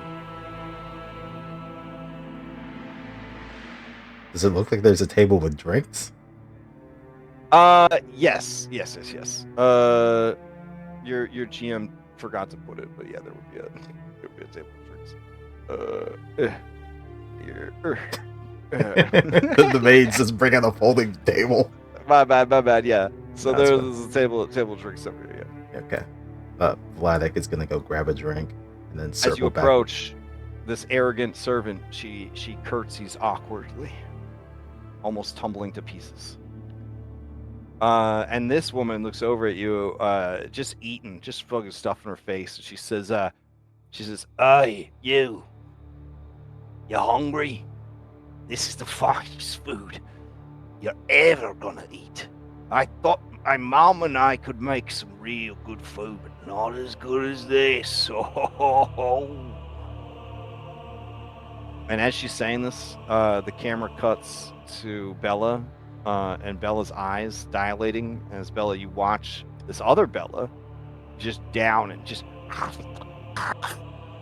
like the juice is like running down her face. Her nostrils are flaring, taking in the sweet aroma of how tasty it is. This food is not better than mine.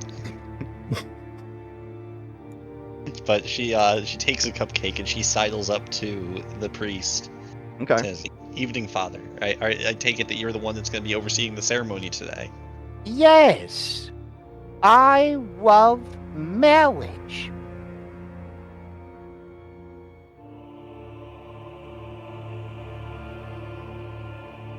And it's supposed to be the Baron and his betrothed married today?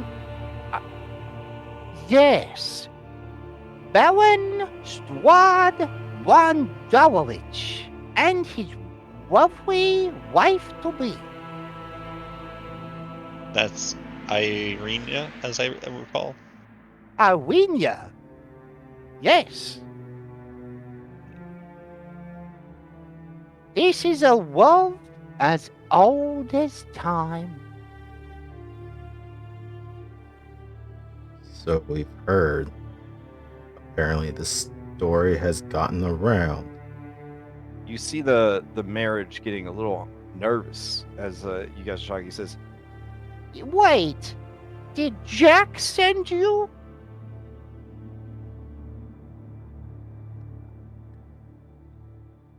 Not Technically, no. really, no. I'm not ready to go back yet. There's more weddings to have.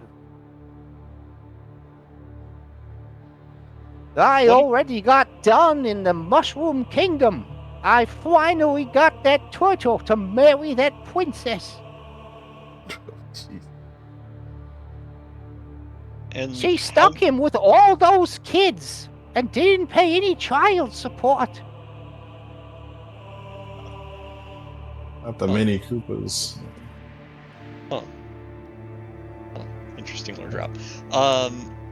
And how long do you think your wedding tour will go on for? This is my last stop. The ultimate wedding. What's special about this The one? red one did not go well.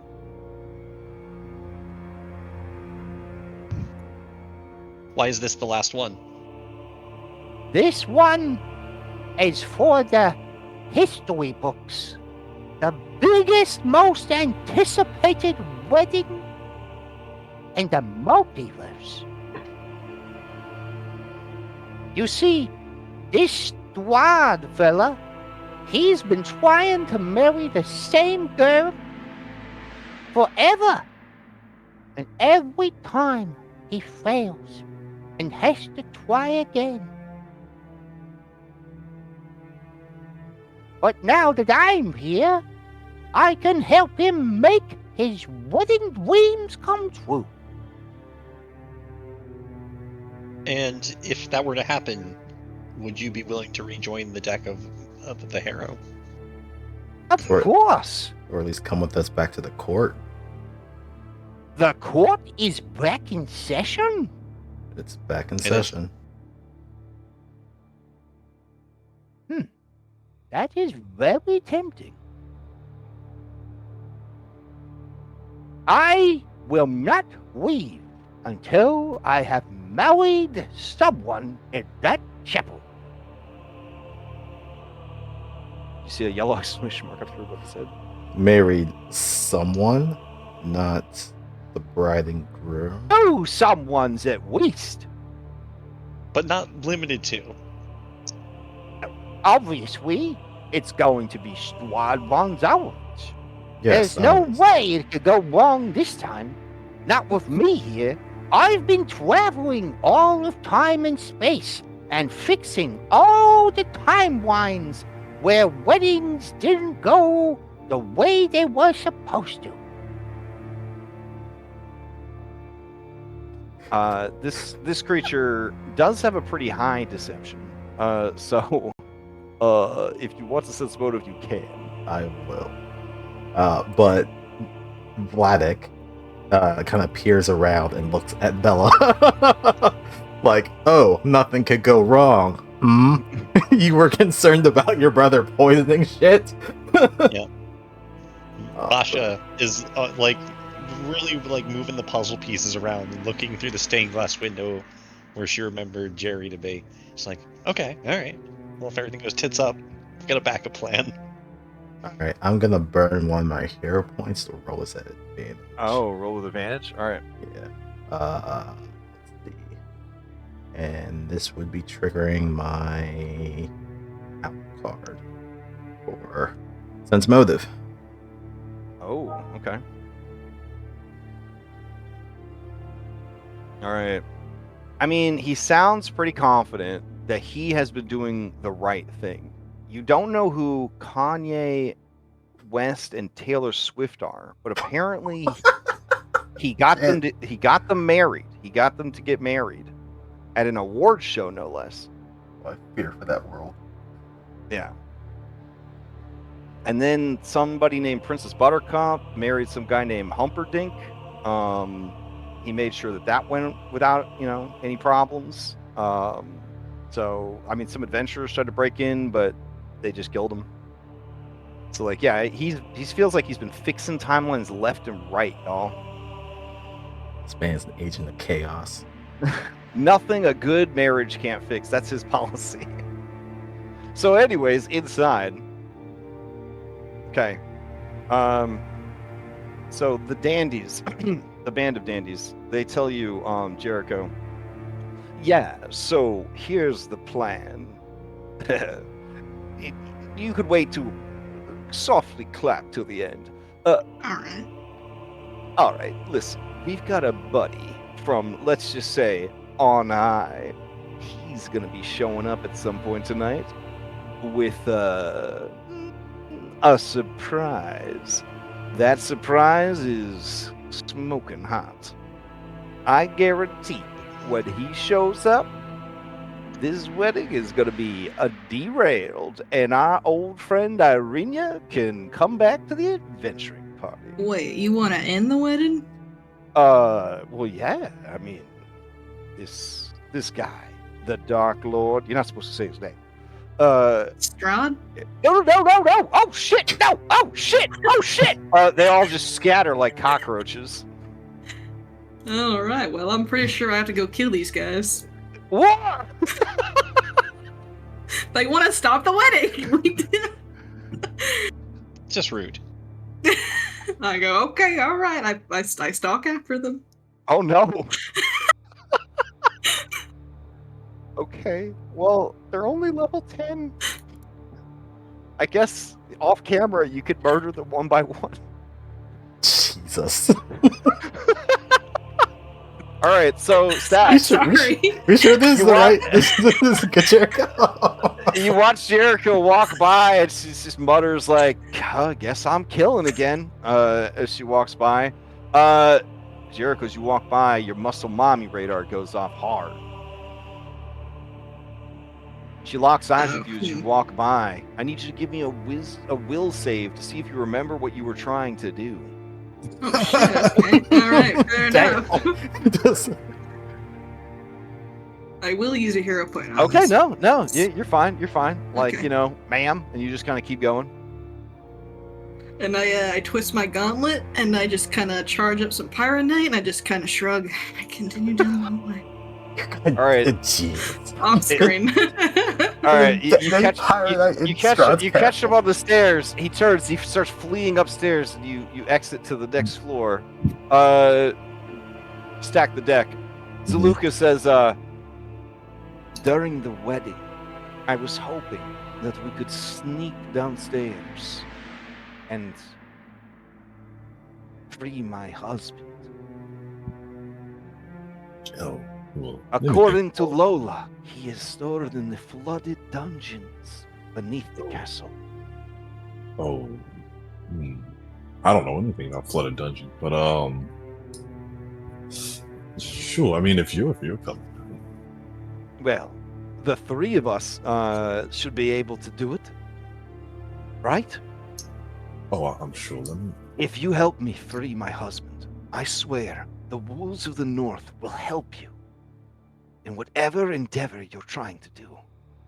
Or I can make you a werewolf. Then you could be a were-tiger werewolf. That would be interesting, man. But does your wolf clan, like, are they cool with like planar hopping, or like, I mean, I don't know if I'm gonna be Ooh. that long. It's funny you ask. We are actually some of the only creatures that are able to traverse the mist that surround this realm. Oh, that's We have amazing. traveled to many worlds, including a few of the ERs. In fact, I brought one of the children I stole as a wedding gift. He is already down in the kitchens earning his keep. Huh. Well, yeah. Before everyone's distracted, you see the wedding guests are all over the place. And, let's go get your boy. All right, so you're gonna do some fucking soloing right now? Is that so? What's happening? Is it is like a skill challenge? Is it like a fight and stuff? Or I mean, it could be a skill challenge. It might be the best way to make sure you don't die. okay. Okay.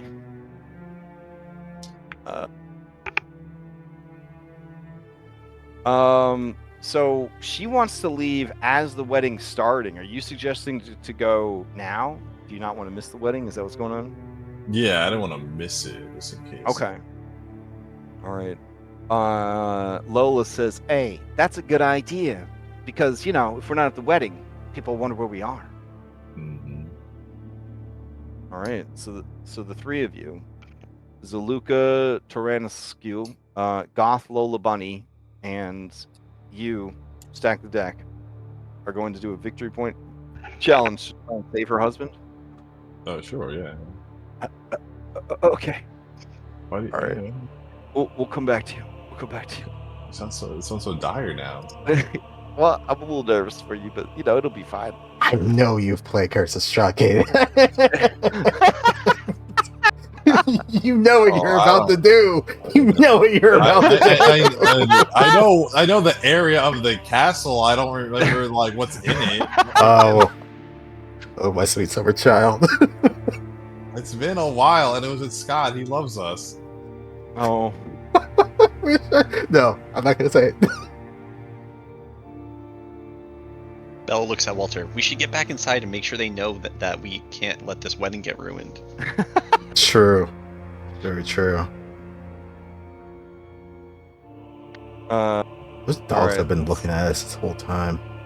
Not a fan of it. So as you're walking away from the marriage, Bella, the cards that you carry in your person, they kind of like start like buzzing, like. Yep. Do I get a sense of what suit he is? The marriage? Yeah. You're pretty sure he's Star? Yeah. But you feel like if you held one of the cards to your mouth and ear, like that feels right to you. Okay. She'll like hello. She'll pick it up. Which reminds you of home back in Alcastar, where they have telephones. Yeah, it feels natural. So she Okay. picks up a All right. You hear Jack's voice. Holmes. He says, "Hey, I just heard you guys went through portal. You went to marriage." Yeah. Yeah. You remember the vampire guy Praxis? He kind of jumped the gun on Parsis. He jumped the gun on us. He came. Yeah, here. Grom told me everything. He spilled his guts. He told me everything.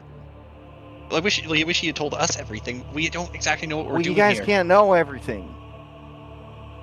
Because if you know everything, then it's not gonna go right if you know everything. I know, but I like your dossiers. They made these a lot more streamlined. Okay, yeah, that's why I called, because normally we talk about these things before you head out, especially when you leave me behind or whatever.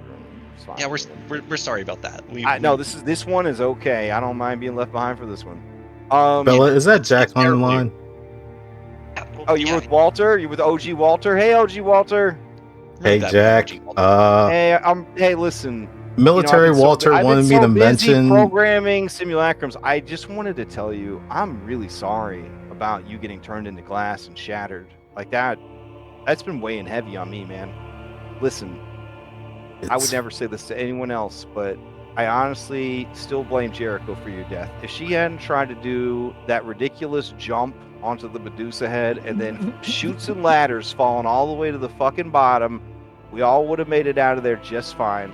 But she always got to show off, and I was just so happy to have you back, because it's kind of muted the anger I feel at her for her showboating getting you killed. So look, it's all right. I was in a position that I probably shouldn't have been, especially with a long-range fucking gun. I should have never been anywhere close enough.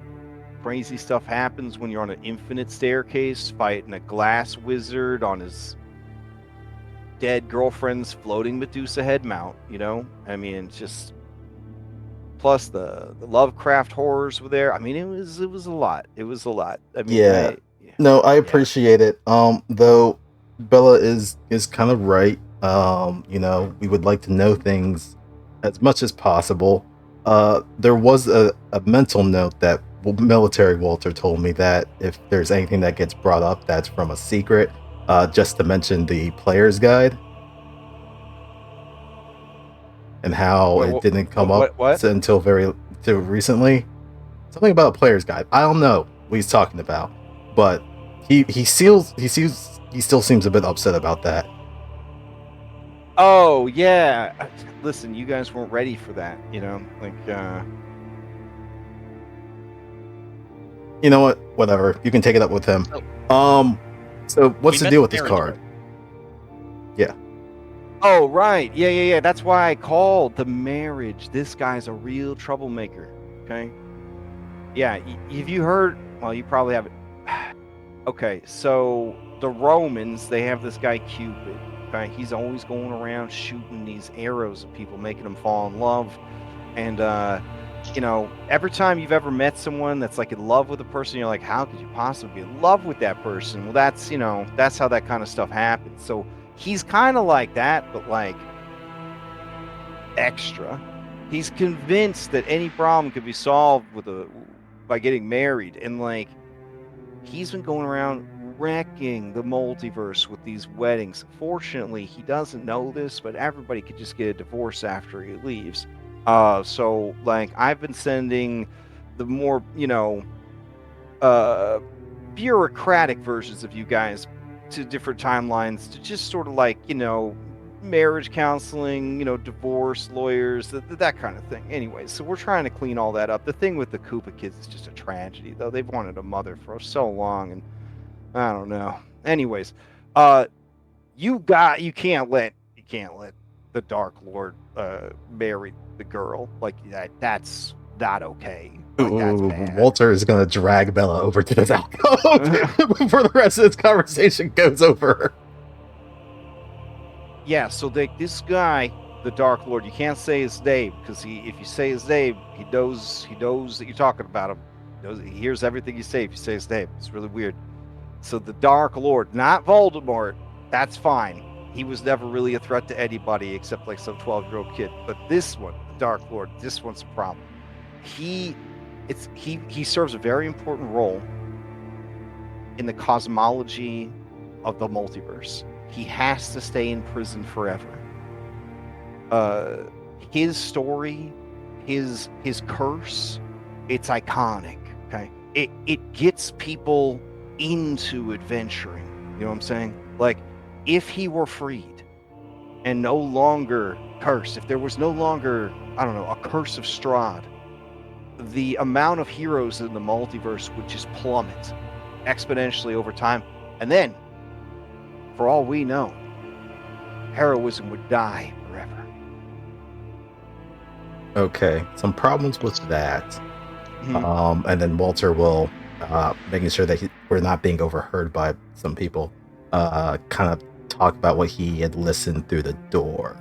Every time you look over been doing at this skinny, every time you look over the skinny woman, the first time she kind of scowls at you. The second time though, she kind of blushes and like, you know, moves her hair out of her eyes.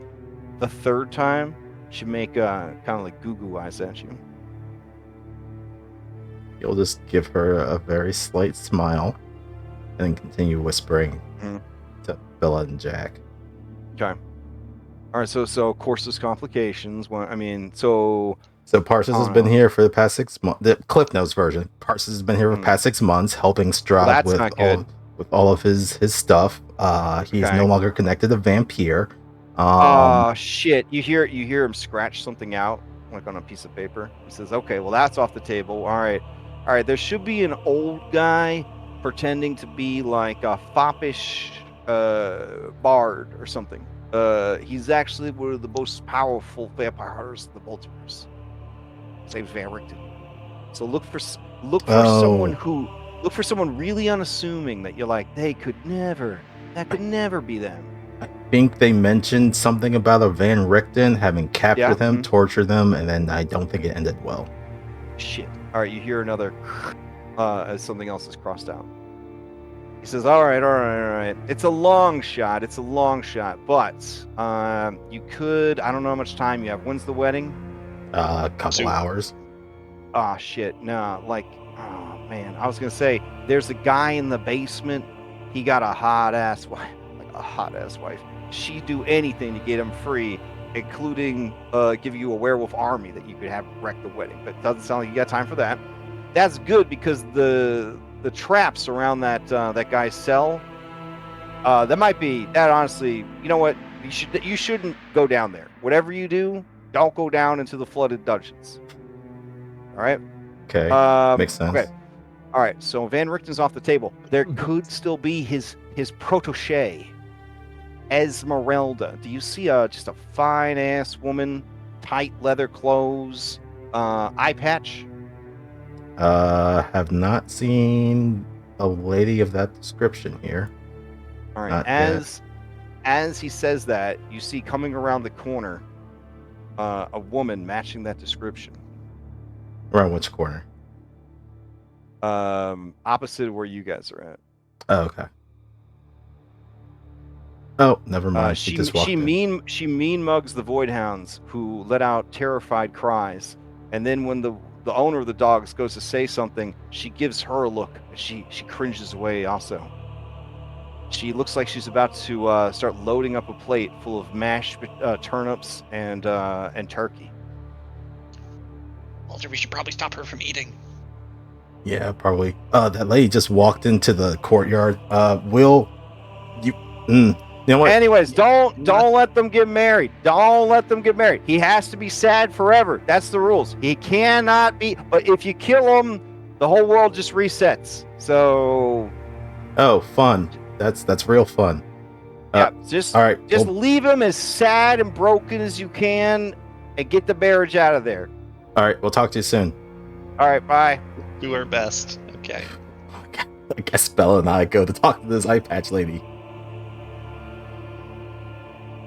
All right, so as you're going to talk to that eye patch lady, Bella, how do you kill Kairos, the Renaissance Nightcrawler? Oh, you mean Jerry? Jerry. Jerry, yeah, Jerry. How do you kill Kairos? Sorry, yeah. Well, sorry. We gotta let the wedding happen. That's what the card is. Well, I do want to try to interrogate them first before I, just murder them. So I will break a few of his legs so we can't run anymore. Oh my god. Like He yells, Misty Step! And then he disappears, and he appears 30 feet away from you. Oh, well, I attack of opportunity, I mean. Oh. That's not how it's supposed to work! As he holds his two broken legs and just sobs, and then he goes, Misty Step! As he tries to Misty Step away. You gonna keep doing that over and over again? I mean, I can break your hands, too, if you want me to. Just not the face. Just not the face. No, your face is gorgeous, so I'll leave that intact. That's fine. How did you break my legs? We're not playing with extreme crits. What are you talking about, man? Everyone's legs can be broken. It's quite easy, actually. Anyway. Oh, no. This is me being nice. No, he starts crawling away. Alright, I just kind of walk next to him. But before he does, he shouts, "Disengage!" And he starts crawling away. Oh, are you using the step action? That's crazy. So you don't know what a disengage is, but you do know that you can take another reactive strike if you would like. No, he can't move. You just follow, just walk alongside him. Okay. Yeah, I'm just casually walking. Yeah. So what's this fella from up on high that you're having come down? He's an angel. Whoa! I can't understand a word you're saying. Take a deep breath. Relax. Here, have some whiskey.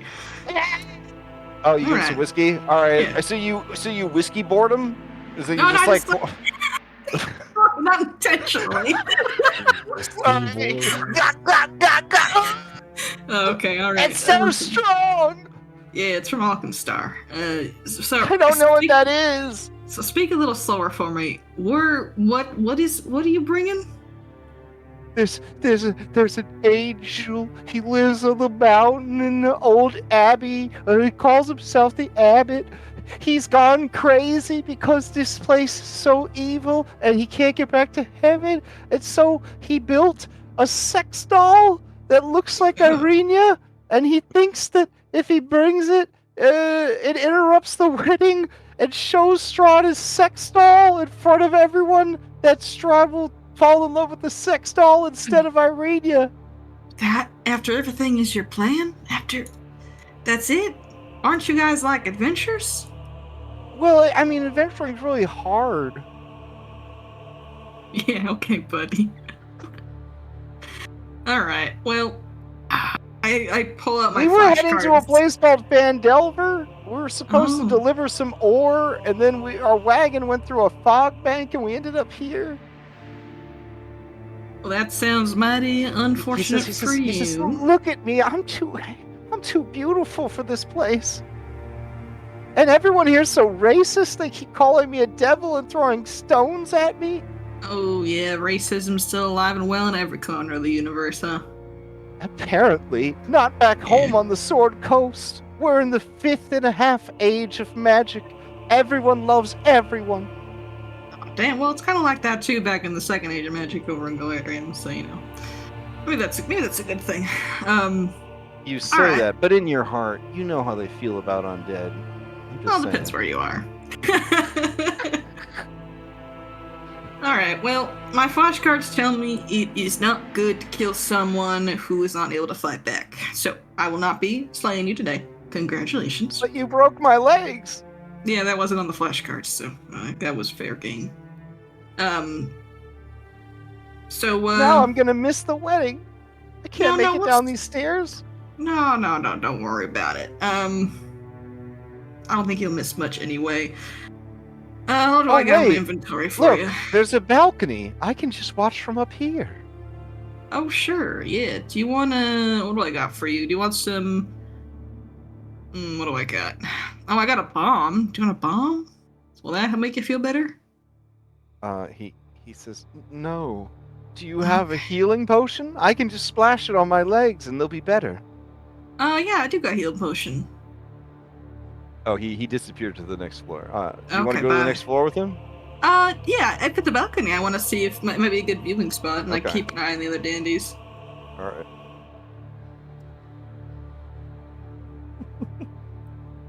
I Yeah, can't tell if you move to the edge. If you should be able to see I can down see. below. Oh, Yeah, you I can see? Yeah. All right, can you see people or just the? I can see some people. I can see Oh, like that's these cool. people over Okay. here, but I can't see people down here. Oh, I don't.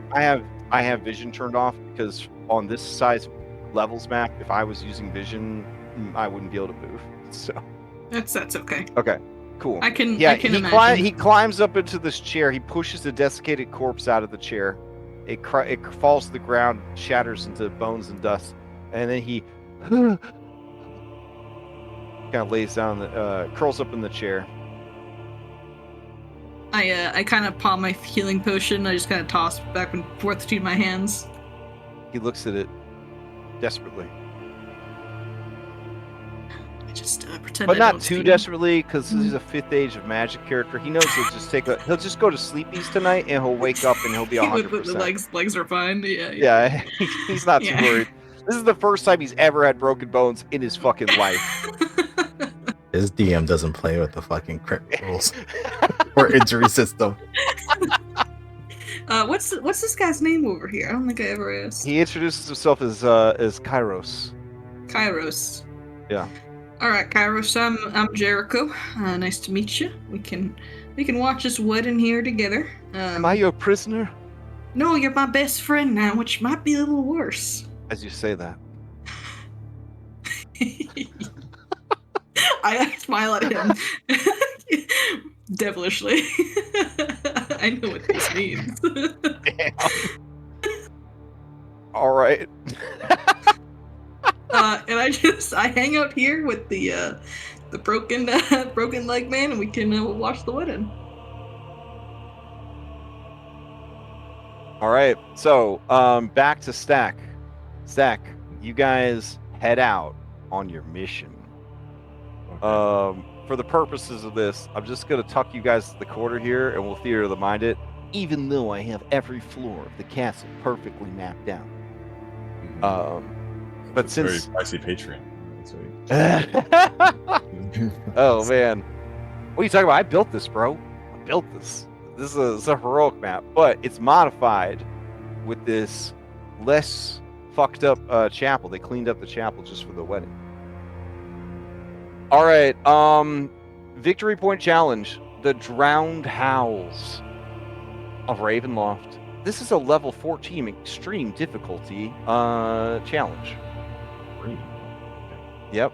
Objective: free Emil Taranescu from the flooded dungeon without losing him or yourself to the curse of Castle Ravenloft.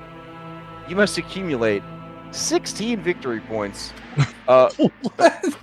before the castle overwhelms your group. Yep, that sounds about right.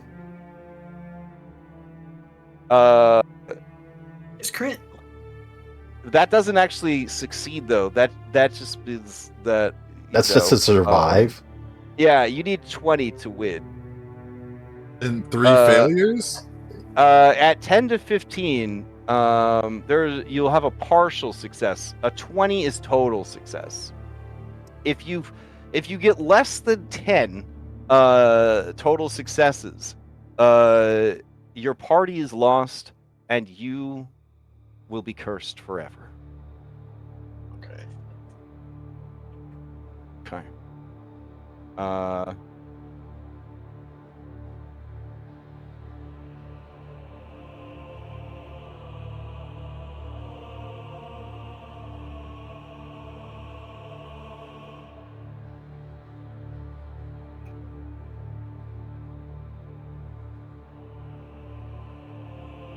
I mean, knowing this, you can turn back. As you delve deeper into the castle, you experience more and more fucked up shit, and you see and hear more terrible things. It's up to you. But both these women are going to shame you if you leave. They're going to push you down when you get back to the wedding. They're going to push you down and spill all your food on the floor, and they're going to stand over you haughtily in front of everybody. Oh, no. That's even worse. That's even worse. You get the feeling that both of them are extreme bad bitches. Yeah, I know. That's my weakness.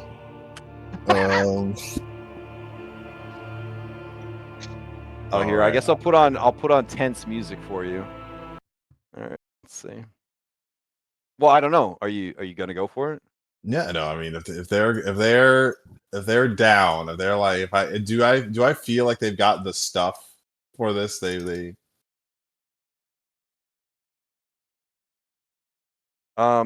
between the three of you, you need to get over 10 successes in 6 rounds. 6 rounds. So okay, that's 3. So that it's so 6 rounds of checks. So that's 6 times 3, so 18. Okay. So 18 attempts, okay. 18 checks total.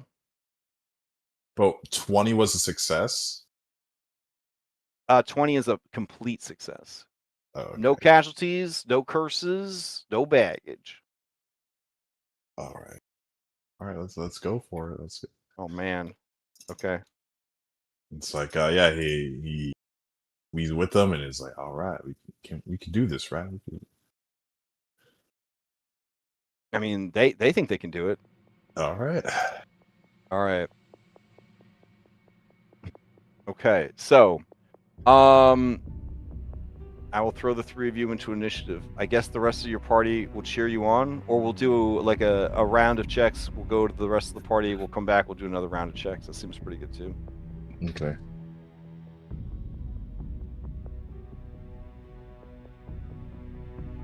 Okay. All right. As you guys are trying to sneak down deeper into the underbelly of the castle, these are the checks that are going to be most pertinent. Thievery, deception, and stealth. So this round, you're looking at thievery, deception, and stealth. Yeah, no, it's thievery. Okay. Now, because these are the chosen skills, they have a lower DC. but other skills would have a much higher DC. 5 higher. Mhm. Okay, that is 1 success. All right. Goth Lola Bunny needs to roll. See.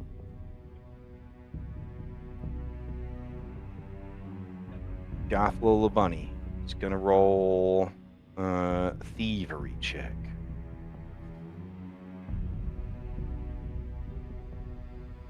Critical success.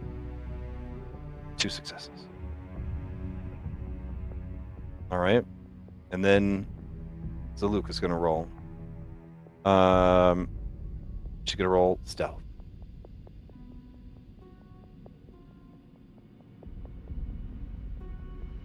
God damn. All right. 4 successes in the first round. Not bad. You guys slip past even Rahadun as you make your way deeper to the bowels of the castle. It becomes spookier and more moist.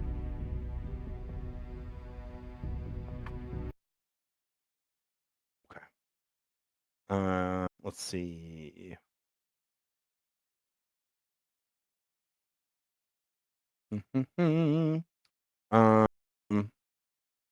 There.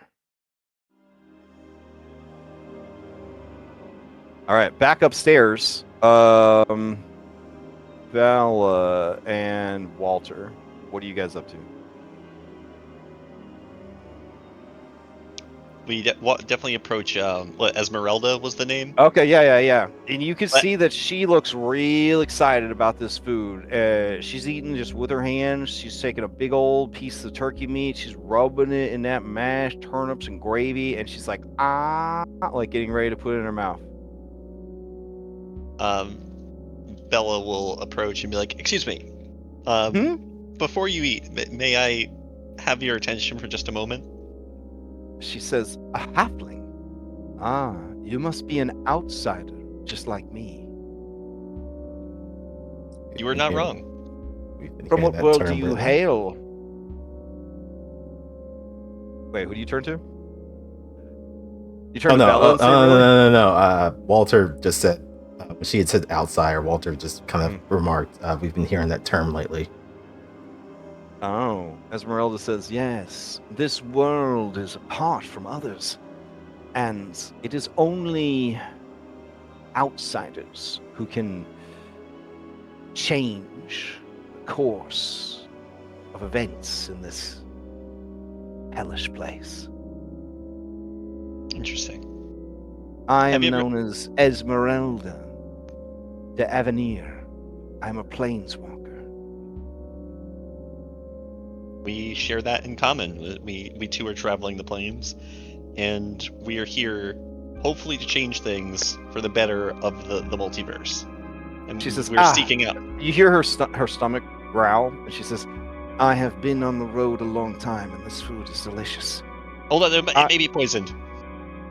Why would they be serving it at the wedding if it's poisoned? I thought the same thing, but it smells so good. If you don't mind, let's go sit somewhere where we can have a talk. As I look at this lady, and this lady with the fucking dogs, and the other people in this courtyard. Esmeralda throws her fucking plate like a frisbee, and it smashes at this woman's feet. She screams in terror, and then the dogs are upon the food. You see her pull something from her bag, her belt pouch. It says Snickers on it. There's a satisfying crinkling sound as she opens it. Smell of nougat, peanut, caramel, chocolate. I could offer you some waffles if you're still hungry.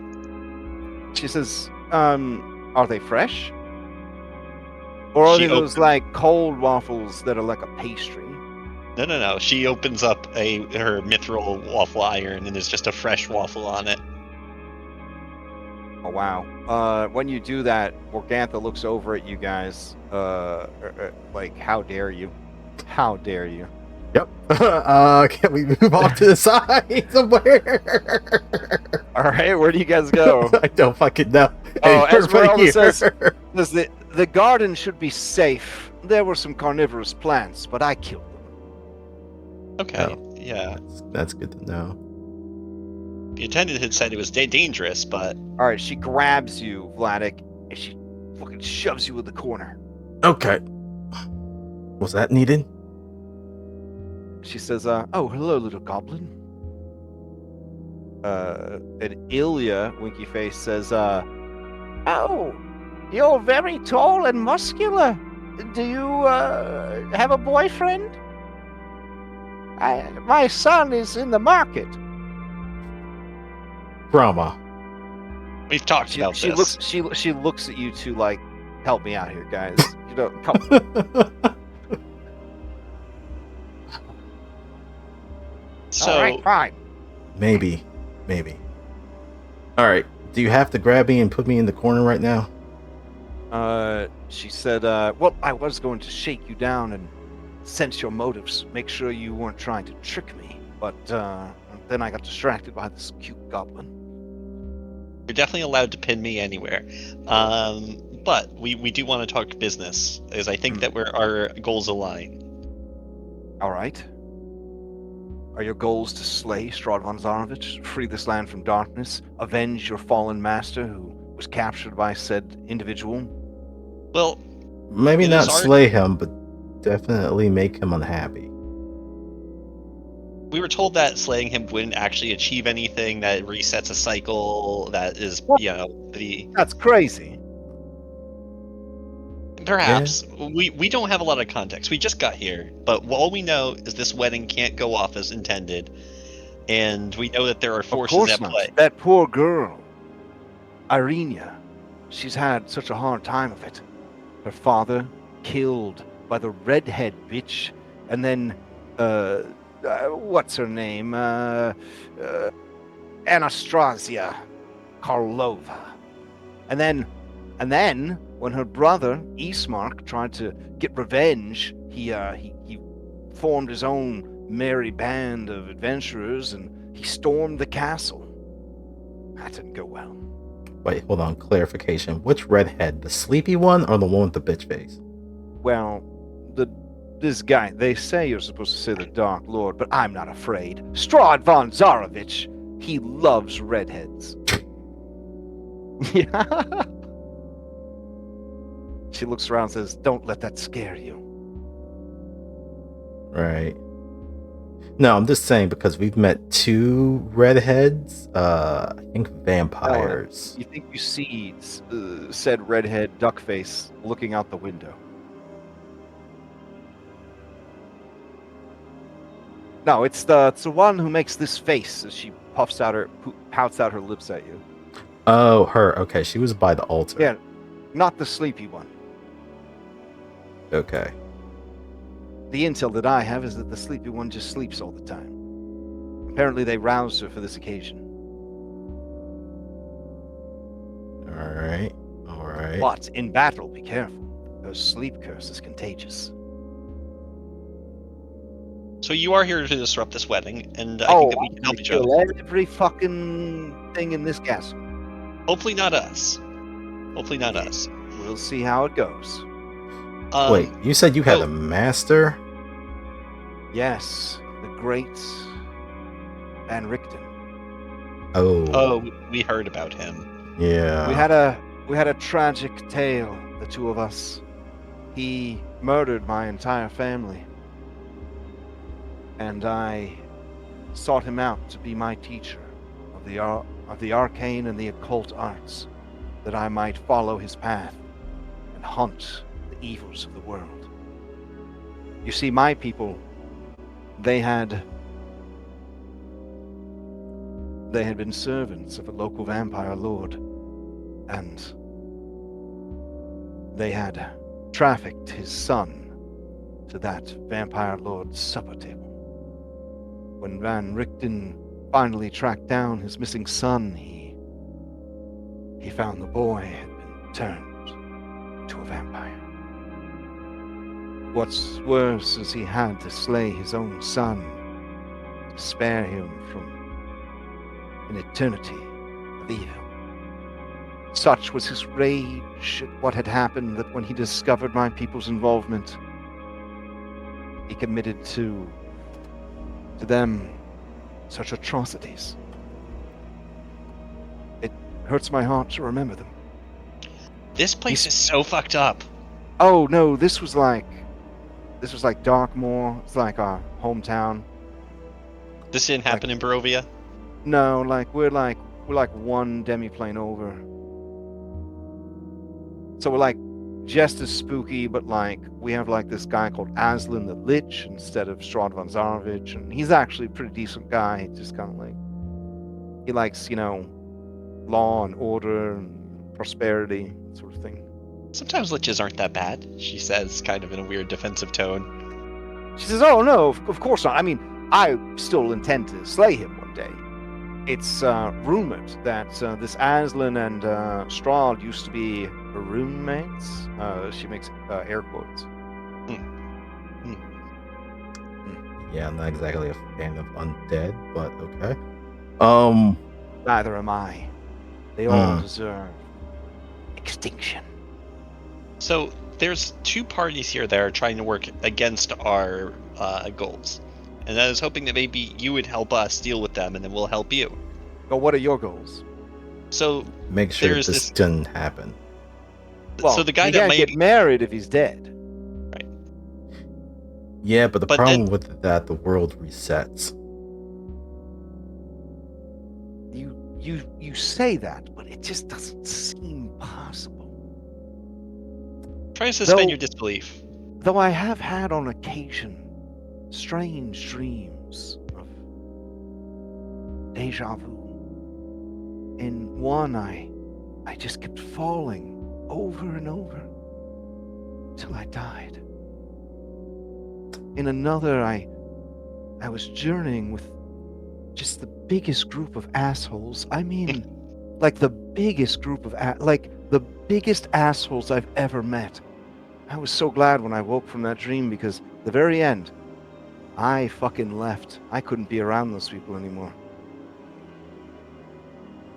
There's been Alright. others too, but I assumed it was just fate telling me that this was the right path. Fate, huh? Yes. Walter will look at Bella. I do believe we were fated to meet here and that to work together. We are also here on behalf of fate. And try to look at those other dreams as I see. You've been turned onto this quest by the old fortune teller woman. a way. Definitely from a fortune teller. How interesting. I've met this fortune teller as well. And she had special cards that told me what to watch out for. she's not at the wedding, is she? No, I don't think so. Though she could be under disguise. There are a lot of creatures that would like to attend this event, and I imagine they'll find a way to get here, including Baba Lasagna. There's a Peal of Thunder, but it's much weaker. No. It's like the music they play at an Italian restaurant. That's fair. That's fair. I know Bella has fortune telling lore. And Bella has manifested this ability of using the cards for stuff. Could I assist her just to convince this lady that we're definitely on fate's side? I mean, yeah, if you'd like. You're gonna do like a quick fortune-telling lore demonstration for Esmeralda to show her that you guys are legit. You're not just another band of adventurers that got a card reading. I'll do a aid to Bella. Holy shit! Yeah. Oh damn. Holy shit! Okay, so Esmeralda's DC was a 41. You rolled on society, which is what you normally would have needed a 40 with the +2 from Walter would have been a pass, and then the fortune telling would have had a lower DC. So you made that as well. She seems convinced, and she says, "Then it's fortune's favor that we've encountered each other." Bella's eyes glow with a golden light, and she reaches out and touches her and just like shows her the timelines.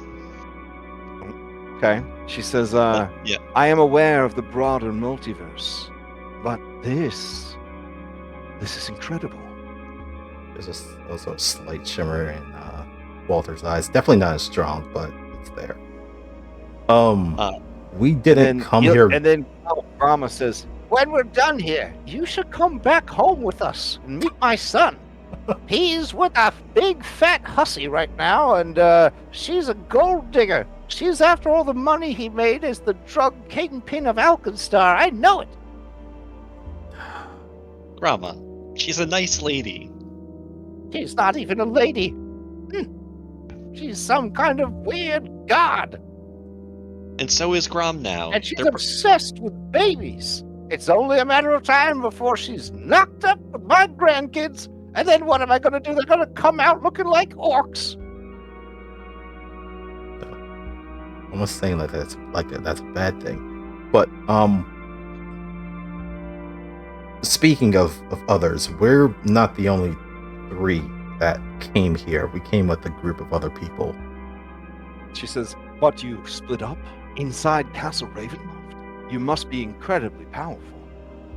Well, it's the reception before the wedding. I On mean, that note- who can get into trouble at the reception?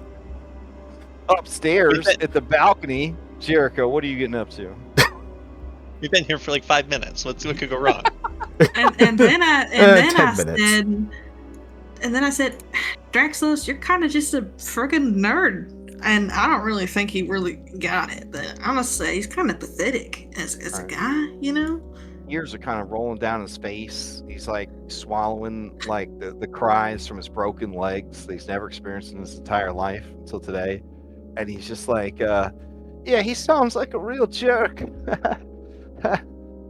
Yeah. There was a guy like that back home in Waterdeep. His name was Volo. He was real full of himself. He tried to bamboozle me and the other dandies into traveling to the New World, Azteca or something like that. He made it sound like adventure, but I'm pretty sure it was just, colonist bullshit. Yeah, colonist bullshit. That's what I'm saying. I punch you a little too hard in the shoulder. Oh God. He just. You know, you're pretty cool. I don't know what your fucking name was. I'll just call you Dandy. I don't know. No, my name is Kairos. Anyway, Dandy, we got this whole multiverse jumping around thing kind of going on. I mean, you're more than welcome to come with us if you wanna. Wait, you have a way out of here? You have a way out of Ravenloft? Yeah. It's not like it's hard. Wait, not just the castle, but the whole realm? Barovia? We can go home? You could take us back to the Sword Coast? Oh, I don't know about that. I mean, I can probably drop you out at Earth, or Aarth, or whatever it's called. Oh no, I've heard those ERs are no good. Unlike the 5th and a half age of magic on the Sword Coast, where everyone loves everyone else and there's nothing bad ever happening to anyone at all ever, Earth is full of pain and hatred. I mean, is it better than this place? I thought this place might be Earth at first, but they only have one corrupt evil leader. Oh, he's a corrupt evil leader. This changes everything. The Dark Lord is a tyrant. Oh. Yeah. And he's a narcissist. Oh, well, that's all right. I am too, so. And a groomer. He grooms people. Ugh. Not just the girls, but the boys too. And their pets. Yep. You are speaking to an anarchist who loves overthrowing tyrants. I'm pretty sure, and a lot of people are trying to cover up from, I'm pretty sure he's into underage girls. Yikes! Jeez, letting this guy Mhm. run around? But they claim he doesn't do anything until their 18th birthday. Except he Man, lets them live in his castle and he buys them presents and tells starting them to how think we should beautiful kill they this are. guy. Yeah, I don't think we should kill this guy. You hear him whisper to himself, "It should have been me." What? Listen, your DM has told me you were a widow, so I, just.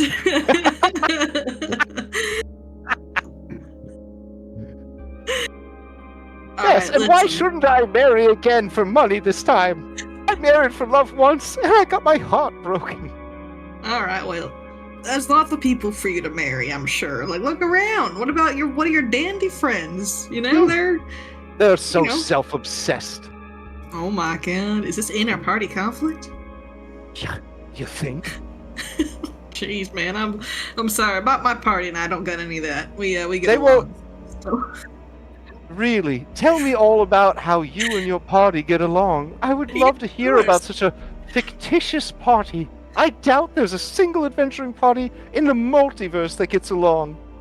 Oh no, we get along. Even in the thick and a half age of magic on the Sword Coast, people still manage to find drama. Oh no, we all get along. The first thing Marcus did when I met him is he read me his 42-page backstory. Do you think anyone wants to hear that tripe? Well, Especially when I was already reading mine. That sounds crazy. I just make bullet points and kind of hope things work out. The audacity of a second warlock tiefling. I put my hand on his shoulder and I go, "Listen, buddy, you're in good company here. You can go ahead and vent all you like. You can't go anywhere because your legs are broken. So I mean, you would listen to my 42-page backstory? I will. You would hear about the sorrow I felt at my partner's death? Sure, man. The loneliness I felt? The confusion? The loss? I don't got anything else going on, and I'm pretty sure once the Strahd guy shows up, I'm gonna snap his neck. So I'm chill. Oh, wow. All right. All right. Kairos from the Band of Dandies. He tells you his life story. I'm so invested. I'm drinking whiskey, and I'm like, we're having a It's girls' night up here. It's actually pretty good. I mean, hella original. This guy was, he was born with tainted blood, cast out by his family because, because neither wanted to take the blame for his demonic appearance. Raised on the streets of the city of thieves, etc., etc. It keeps going and going. I used to be a skeleton. Everything changed for him everything changed for him when he was 13 years old, and he and his friends tried to rob a person traveling through the streets of Waterdeep at night, and it turned out to be none other than Dritz Duerden. He waits for the effect of name dropping Dritz Duerden. I just keep drinking. And he says, Dritz beat us savagely, but then he told us that our life starts today. And that changed everything for me. And then he goes on to talk about how he went to Bard school, and then he got a Warlock patron that was like, oh, you're cool. a Bard and a Warlock? I don't even know what a Warlock is. Oh, wow. Okay, he tells you that basically, you know, all the stuff that wizards have to study hard for, and that like clerics have to actually like work a job for. You just gotta like be real sweet, cute, like, you know, ass kissy to someone really powerful, and they just give you shit. Like they give you power. Stuff that you're not supposed to have. Dang. Yeah, he tells you he could see in perfect darkness. Wow, I can too, actually, yeah. He says, really? Yeah, it's like a... Even magical darkness? Well, I mean, you can just counteract that. What are you talking about? You mean dispel magic? I guess so. That's what I do whenever anything gives me trouble. I just cast dispel magic. But usually I just counterspell before a problem can ever happen. And if neither of those work, I just silvery barbs my problems away. It's very rare that I have an encounter or combat where I ever feel challenged. Or what's the Such is the divination power of the 5th age of magic. That's crazy. I punch shit. Oh, so you're a monk. No, I'm oh, what the fuck am I? I'm That sounded As you so say- real. As you say, what the fuck am I? We cut to the dungeons of Castle Ravenloft. Sounded so real. So All right. You guys have been accosted by castle guardians. They're gonna Mhm. fucking kill you. The Okay. only way to get through this is to use a magic skill. Okay. Athletics. Or survival. I can do athletics. That's pretty spry. Okay. These are DC 36 checks. Any other skill could be used, but it'll be a DC 41. All right. Will you allow like expansion of items to like? It depends what the item is. I have a belt of giant strength. Aren't you always wearing that? Yeah, I'm always wearing that. Okay. Like, well, like, is it like? Can I? Let's see. What else do I have? Bagpipes. I don't know why it's bagpipes. I mean, does it have an activated ability? I I thought it was just, yeah, it's got activate, interact, you're targeted by a thrown rock. Alright, you were not targeted by a thrown rock, and a rock has not fallen on you. Incredible. All right.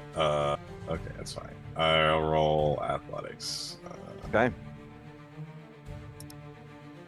Close my eyes. Do I get the +2 for lifting? It should heavy already be factored in as long as you're invested. Oh, okay, cool. Mm. I'll use a hero point. Oh, you're gonna hero point it? Okay.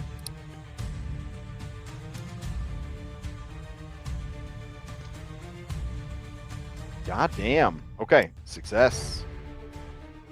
Alright, that brings you up to 5. Alright, your teammates are up.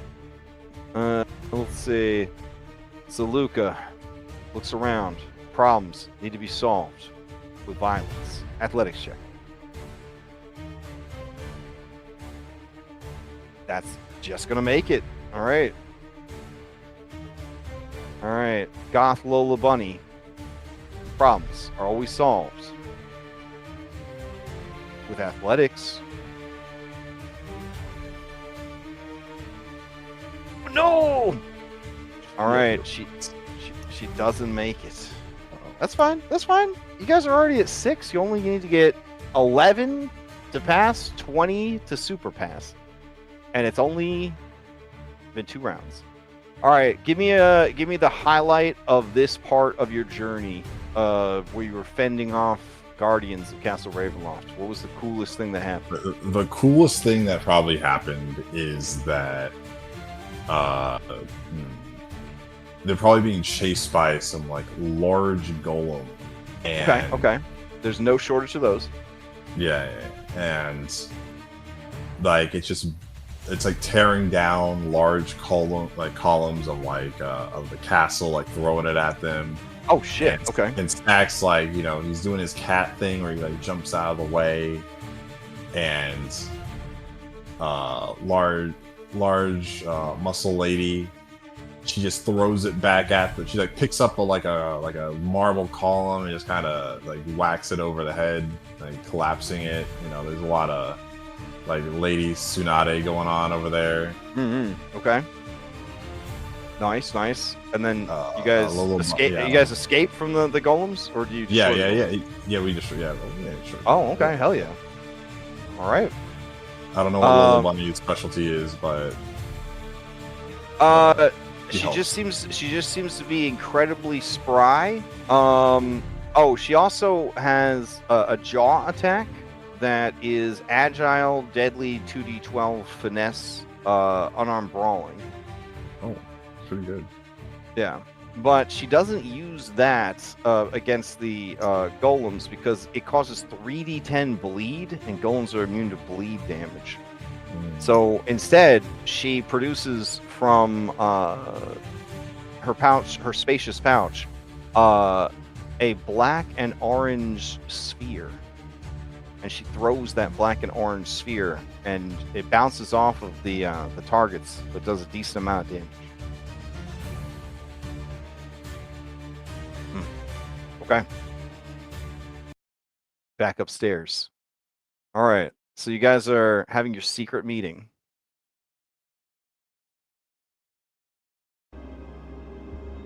So And yeah, you said, we came here. yeah, We came here with a bunch of other people that are like us. So they should be in the reception area before this whole thing kicks off.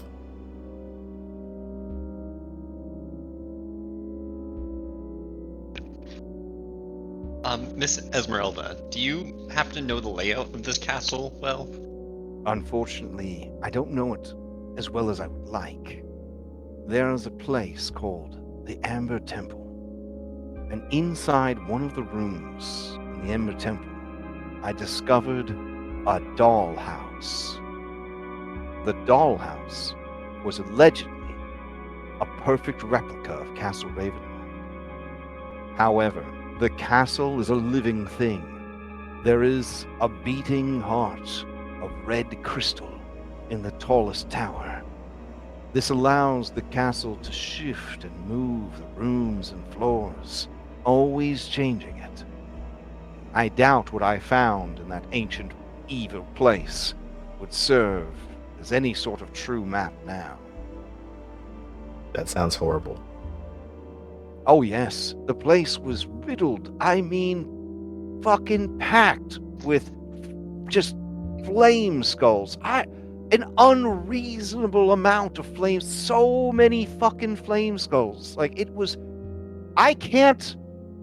She puts her hands over her face, and she just kind of breathes real deep. She says, I can't... I still can't fucking believe how many flame skulls there were. It was so terrible. Oh no, I was talking about this castle that constantly moves its walls around and stuff like that. Oh, right. Yeah, no, that's pretty bad too. Yeah. Yeah, I used to be a former scout in another life, and having a set path is usually pretty good. But if it keeps changing, then that's pretty annoying. So while we've been out here, Bella's been keeping an eye on the terracotta or the porcelain maids. Yeah. Are they all going back through the chapel to get to the kitchen? Any of them come this way? They have not been coming through here because this area is unsafe. But you do see a couple go this way. Go through the northern part.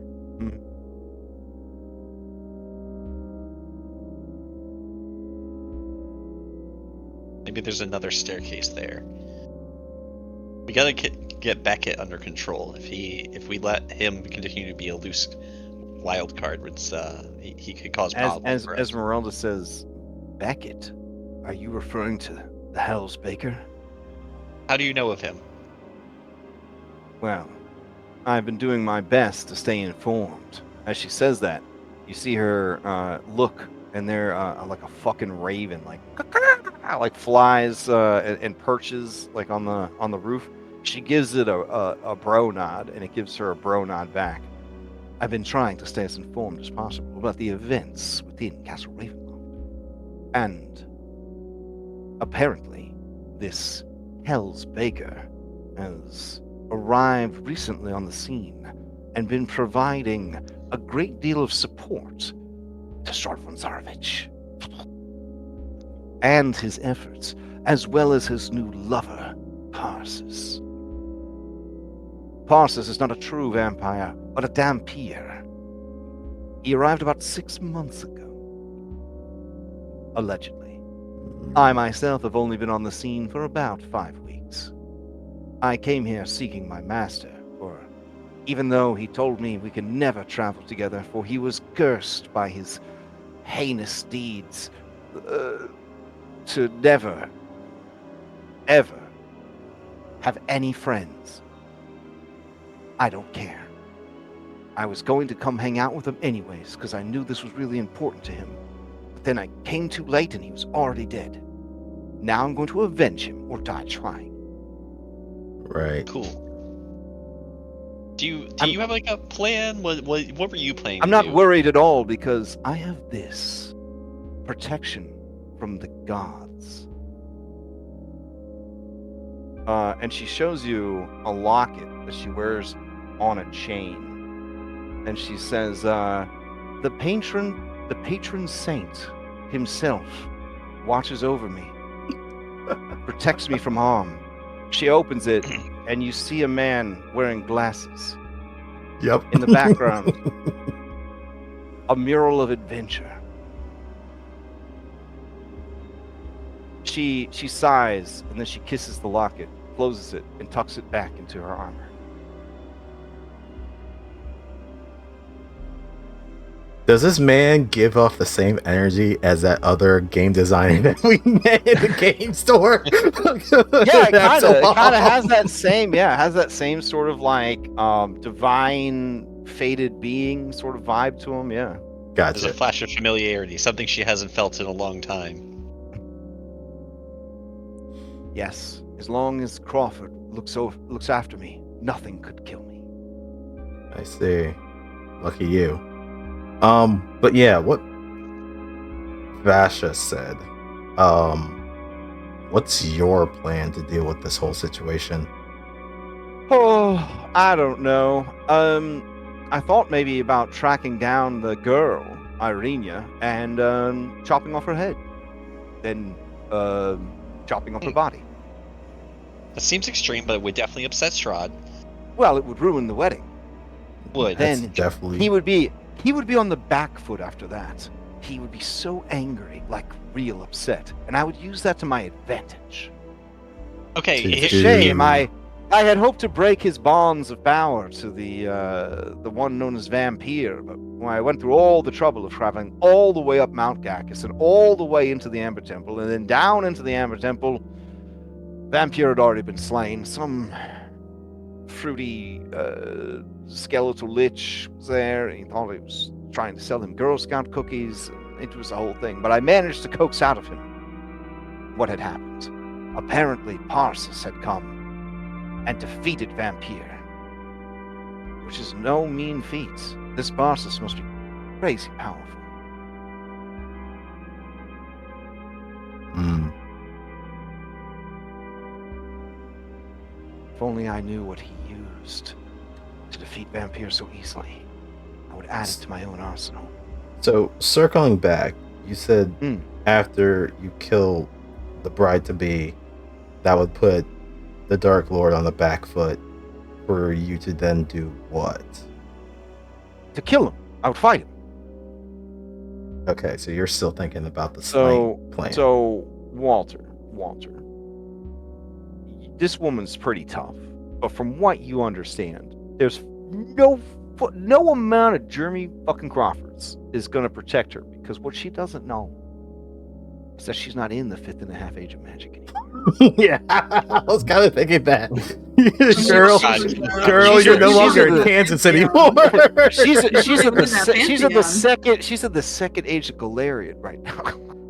And what she doesn't know, and what Walter doesn't know, but what Lex knows, Jeremy Crawford has left. Yeah, he went for greener Yeah. pastures called a dagger heart. Her father went out for cigarettes and never came back. You know what I'm saying? Yeah. What she's proposing sounds like a suicide mission, but she also seems pretty emotional about the death of her mentor, and they had apparently a very toxic relationship. Okay. This is Sounds it is a lot. You may for this adventure have wanted to bring Felicitas, the house therapist, but you know. I mean, if Fine. she survives, we take her back and she can see her herself. Walter's gonna look at Bella and be like, Can I suggest an edit to this plan? What if we convince this bride to not want to marry him because he's such an evil and cruel man? And then that would break his heart because if you take the choice away from her, he can at least feel vindicated that she wanted to marry him, and then he just feels slighted. But if she tells him that she doesn't want to marry him, that would break his heart even more. She Yes, leaves but him at the altar. my understanding is that she was once a member of the band of dandies, but those idiots left her here after they had dinner with Stradvan Zarovich. And she's been here getting gaslit and what's that thing that older people do to younger people so that they like them even though they shouldn't? You know, like if like an older person put you through a terrible trauma, but then you sort of like replaced your missing parents with them, and eventually maybe fell in love with them even though they're way older. Stockholm syndrome. Sort of, yeah. Anyways, this poor girl, I think she's a lost cause. But if you want, we can sneak around the castle and try to find her. That's probably a better deal than killing her. Generally, if there are any living people in the castle, they're kept higher up. The dead live below. You never want to go into the dungeons of Castle Ravenloft. It is a death trap. I don't think anyone in our group is dumb enough to go down there. Oh, that is a relief to hear, that no one in your group is that stupid. Alright, well, speaking of said group, we should at least get them and fill them in on what's going on. Alright.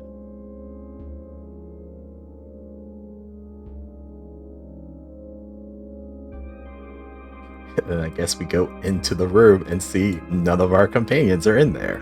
That is correct, yeah. Jericho, well, actually, but then I guess you, with your perception, would see Jericho and the blue tiefling, who looks like he's in peril. Oh, he looks like he is Jerry. in peril. Are you okay there? There you go. I was stuck in a wall.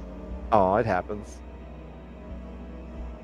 All right, so she's upstairs, but what you see over here isn't over here. Stack and those ladies are gone. Hold on. As you pass this woman, she has a yellow exclamation mark over her head. She rushes towards you. Do you evade her or do you engage? What woman? This one. Oh, the tall woman with the dark hair and eyes. And maybe it'll be another helpful person, Walter. Maybe they also want the same thing as us. Alright, sure. I'm so bad. I need the lore. I need redemption. Are you like speed running Curse of Strahd vicariously right now? I need redemption. Alright. What's your deal, lady? The woman says, "Oh, thank you for stopping. My name is Danica. Danica Preskova.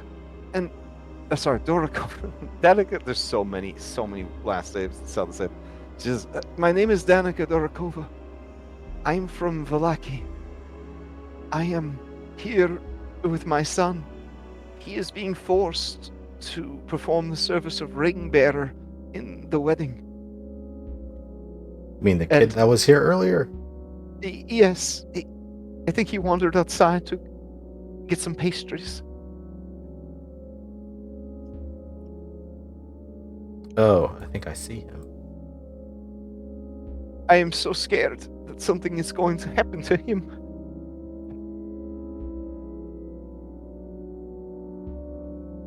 Ring bearer is usually a pretty easy job in a wedding.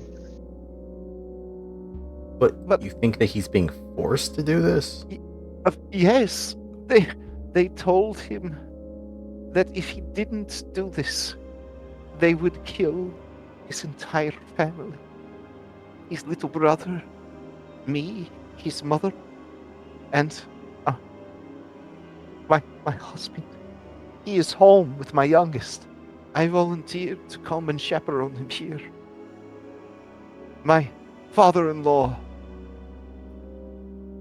he is dead, as are my husband's other relations. They used to own a winery.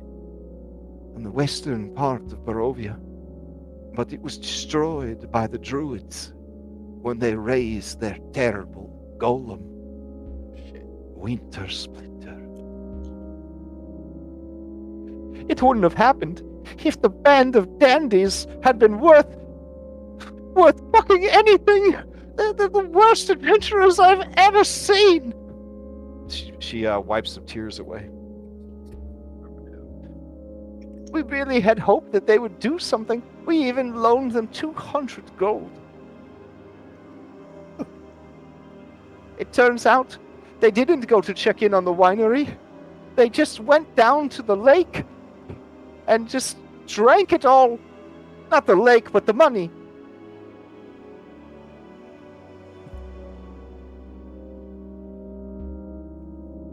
I suppose it wasn't for naught. They did manage to save a little girl who a crazy fisherman was going to feed to the lake. Along to that guy over there, that asshole Erigel. He's one of the Dark Lord's toadies.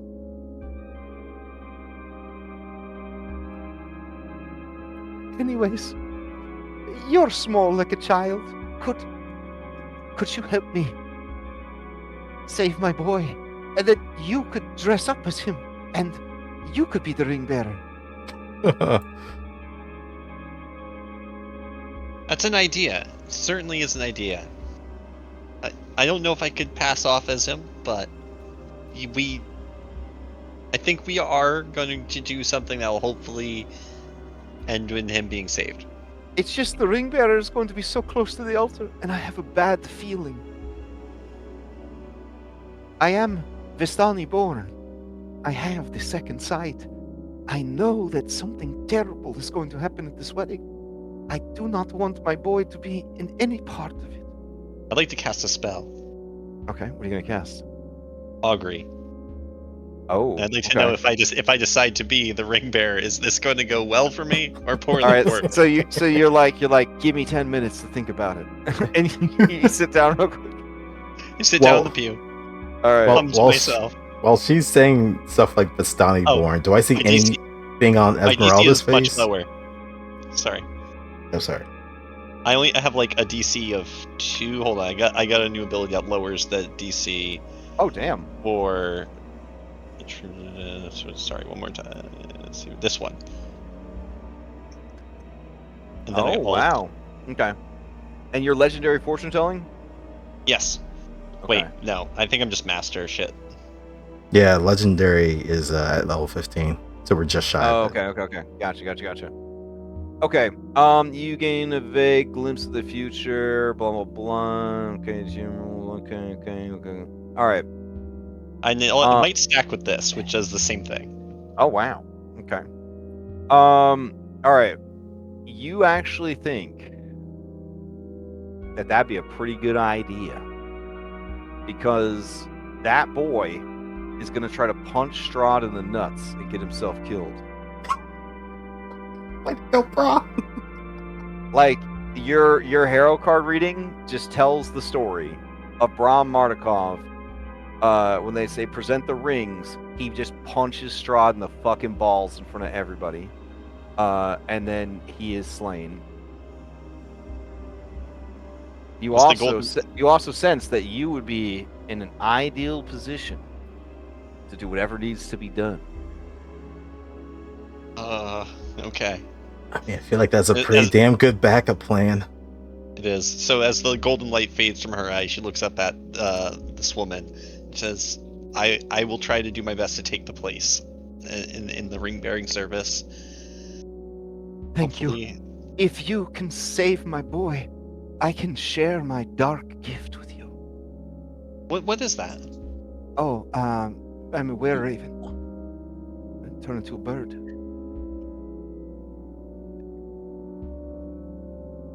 Okay. No, thank you. I'll do it for free though. Really? Well, hold on a second. You said that you had something of future sight. Is that something that could stack onto whatever you do, Bella? Can you teach me that sight? It is something that you are born with, but I do have something of value. I could give you this choker. Wearing this choker makes you unbelievably sexy. I don't know if I need a choker to be that, but I'll take that into consideration. Yes, Well, yes. you could give it to an ugly friend. Okay. Yeah. Yeah. It's good to have a little quid pro quo. I will accept this. But let's save your boy first. And we got Jerry. Where's Stack? I'm really worried that I don't see Stack. Did you see Are a you talking Catman that Yes, was here? the Catman, the Rabbit Girl, and the werewolf. She says with absolute hatred and venom in her voice. They went, they left. Let me get this straight. Stack wandered off with the werewolf and Beck's girlfriend. Yes, they're planning to go to the dungeons and free the werewolf's husband from prison. They went to the dungeons. Mm-hmm. Well, She smiles and says, "I know. It's the last we'll ever see of them. Thank goodness." Werewolves are the most despicable and evil creatures in the entire world. well, Stack never ceases to surprise me, and he was a were creature for a period of time, so maybe Did he he'll be ever get okay. that fixed? I can't remember. I want to say when we were brought back to life by Bride. Yeah, I guess so. He has always surprised me, and I think if anyone can pull it out of his ass to get through a deadly dungeon, it might just be Stack. I'm not doubting his capabilities. I'm just thinking of what's gonna happen afterwards. Well, Jack did say that was one of the possible things we could do that might disrupt stuff, so he's already way ahead of us. But Gotta hand it to him. I'm But impressed. he said an army of he said an army of them, and I don't think that's gonna happen anytime soon.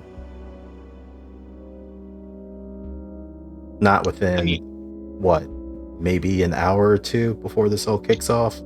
Sure, but I'm sure a jailbreak will definitely disrupt things. So I think maybe he has foresight. Wow. Maybe. Stack thinking ahead of things. All right, let's go see Jerry. Okay. As you guys head up the stairs to see Jerry, we will end for the week because we're already at time. I got a new best friend. Why are his legs broken? Oh, what's up, guys? Man, you guys are speed running Curse of Strahd. You speed running it. Yep, all the events have already taken place. Don't have to battle Winter Splinter. Don't have to fucking deal with werewolves on the road. Maybe the Sun Festival has already taken place. I see Wagner here. Don't see the fucking Valak guys.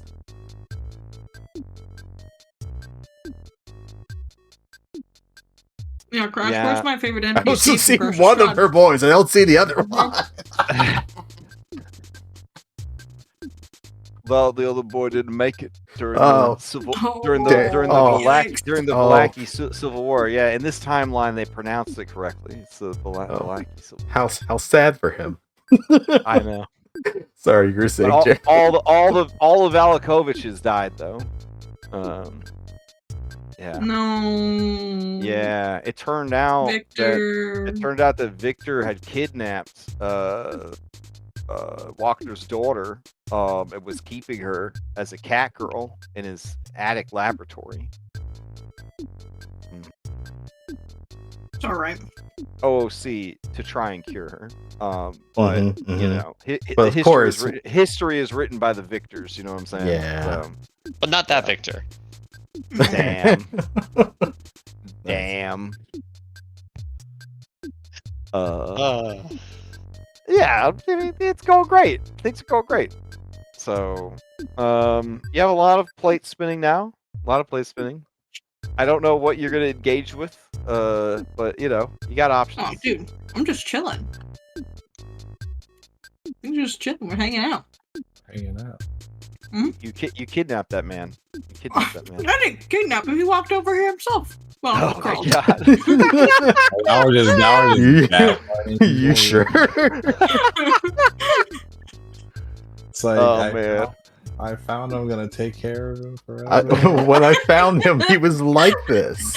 Oh, it's like a wild animal rescue situation. Like, you're like, I found him injured, and I'm gonna nurse him back to health. I see But the not all red. the way. I see that Anyway. you have a healing potion in your hand. Well, my That's for my me. take from everything so far is that this Strahd von Zarvich sounds like a real cool guy. That's what I. Absolutely, yeah, dude. Yeah. I So found just out let he him touched his little let him boys. get married. Just- And then the rest of the universe pays. Well, it's only a theory, but Jack is convinced that the amount of heroes in the multiverse would not be as high as it currently is if it wasn't for the perpetual torment of Strahd. Yeah. Why does Strahd have to pay for the universe? Like, It's called Someone being a has to. martyr. It's called being a martyr, bro. Her you sister didn't was agree. like my Strahd first, didn't agree my to first be a module. martyr. Not all martyrs agree to it. Wait, maybe they do. That's- Listen, he's a bad guy. Okay, he did bad shit. All right. all right. So, he coveted We'll his kill him. brother's. He covered his brother's wife. Mm, Then he that's killed his him. brother. Then he Then he brother's killed his brother, brother, drank his blood, and then Yeah. the wife was sad, killed herself, He and then he also found was himself in this situation over and He over. also was, yeah, I mean, it's, that he kind of overreacted. He did some other bad stuff, like over and over again. I mean, it's hard, it's just hard. The one disappointment is that this motherfucker is no longer tied to Vampire, so that crossing that off the goddamn list. Listen, Parsis has just been he read the adventure and He fucking and the whole- sped run Curse of Strahd. Oh man, good stuff. Listen, I'm curious to see what you guys do. This is like There's Parsis's epilogue of Curse of Strahd. It's the fucking wedding. I guess I should put him up here by his bestie. Put him by his bestie. There we go. I thought I was your bestie, Parsons. You notice there's no Black Dawn anymore. Now I gotta kill Strawn. I mean, all we Oh, gotta man. do is convince Rahadim to kill Parsis. Yeah, I'll ask Ramadan if he wants to. Whoa! All right, as you say that, Vashon's just waving the flashcards in your face. That we fucking talked about this. Come on now, Jesus. What? Roadan? Rawdoggin? I don't know. Raw dog was pretty funny though. Yeah, thanks. All right. Roma, Listen, everything will be fine as long as Baba Lasagna doesn't show up. Cue soft Italian music. Maybe that's racist towards Italian. Where's the Italian flashcards? That's what I'm saying. Where's the Well, Italian because in flashcards? Galarian, Italy is Pitax. So Pitax is Mm. super evil, so everyone just makes fun of them. Yeah, aren't they like devil worshippers? I'm taking this as an excuse to make a very No, they're like stereotypical those are the Chilaxians. Oh, Chilaxians. The Pitaxians are like really into assassins, being assassins, assassinating each other. Norger Borger or whatever his name is, the Vecna at home. Yeah. So they're all into that shit over there. They're just like mustache twirling villains, like an entire nation of Italian mustache twirling villains. So I love them. I think they're amazing. Never trust an Italian. Right? Oh, Wow. That's what I'm Wow. hearing. Wow. Okay. Damn. On that note, I guess we're done. Strawn is Italian. restricted. Oh, we're streaming, unfortunately. We're streaming. All right, so quick announcement: we got Extra Life coming up on November 8th and 9th, and it's looking pretty fucking good. It's shaping up real nice. Return to the Caves of Chaos. We haven't been to the Caves of Chaos in quite a while. We first went to the Caves of Chaos back in 2017. 16 massive dungeon maps, over 1 million square feet of dungeon that will be explored in a gonzo sci-fantasy live or die game show setting. I'm excited. I'm excited for it. So yeah, that's coming up.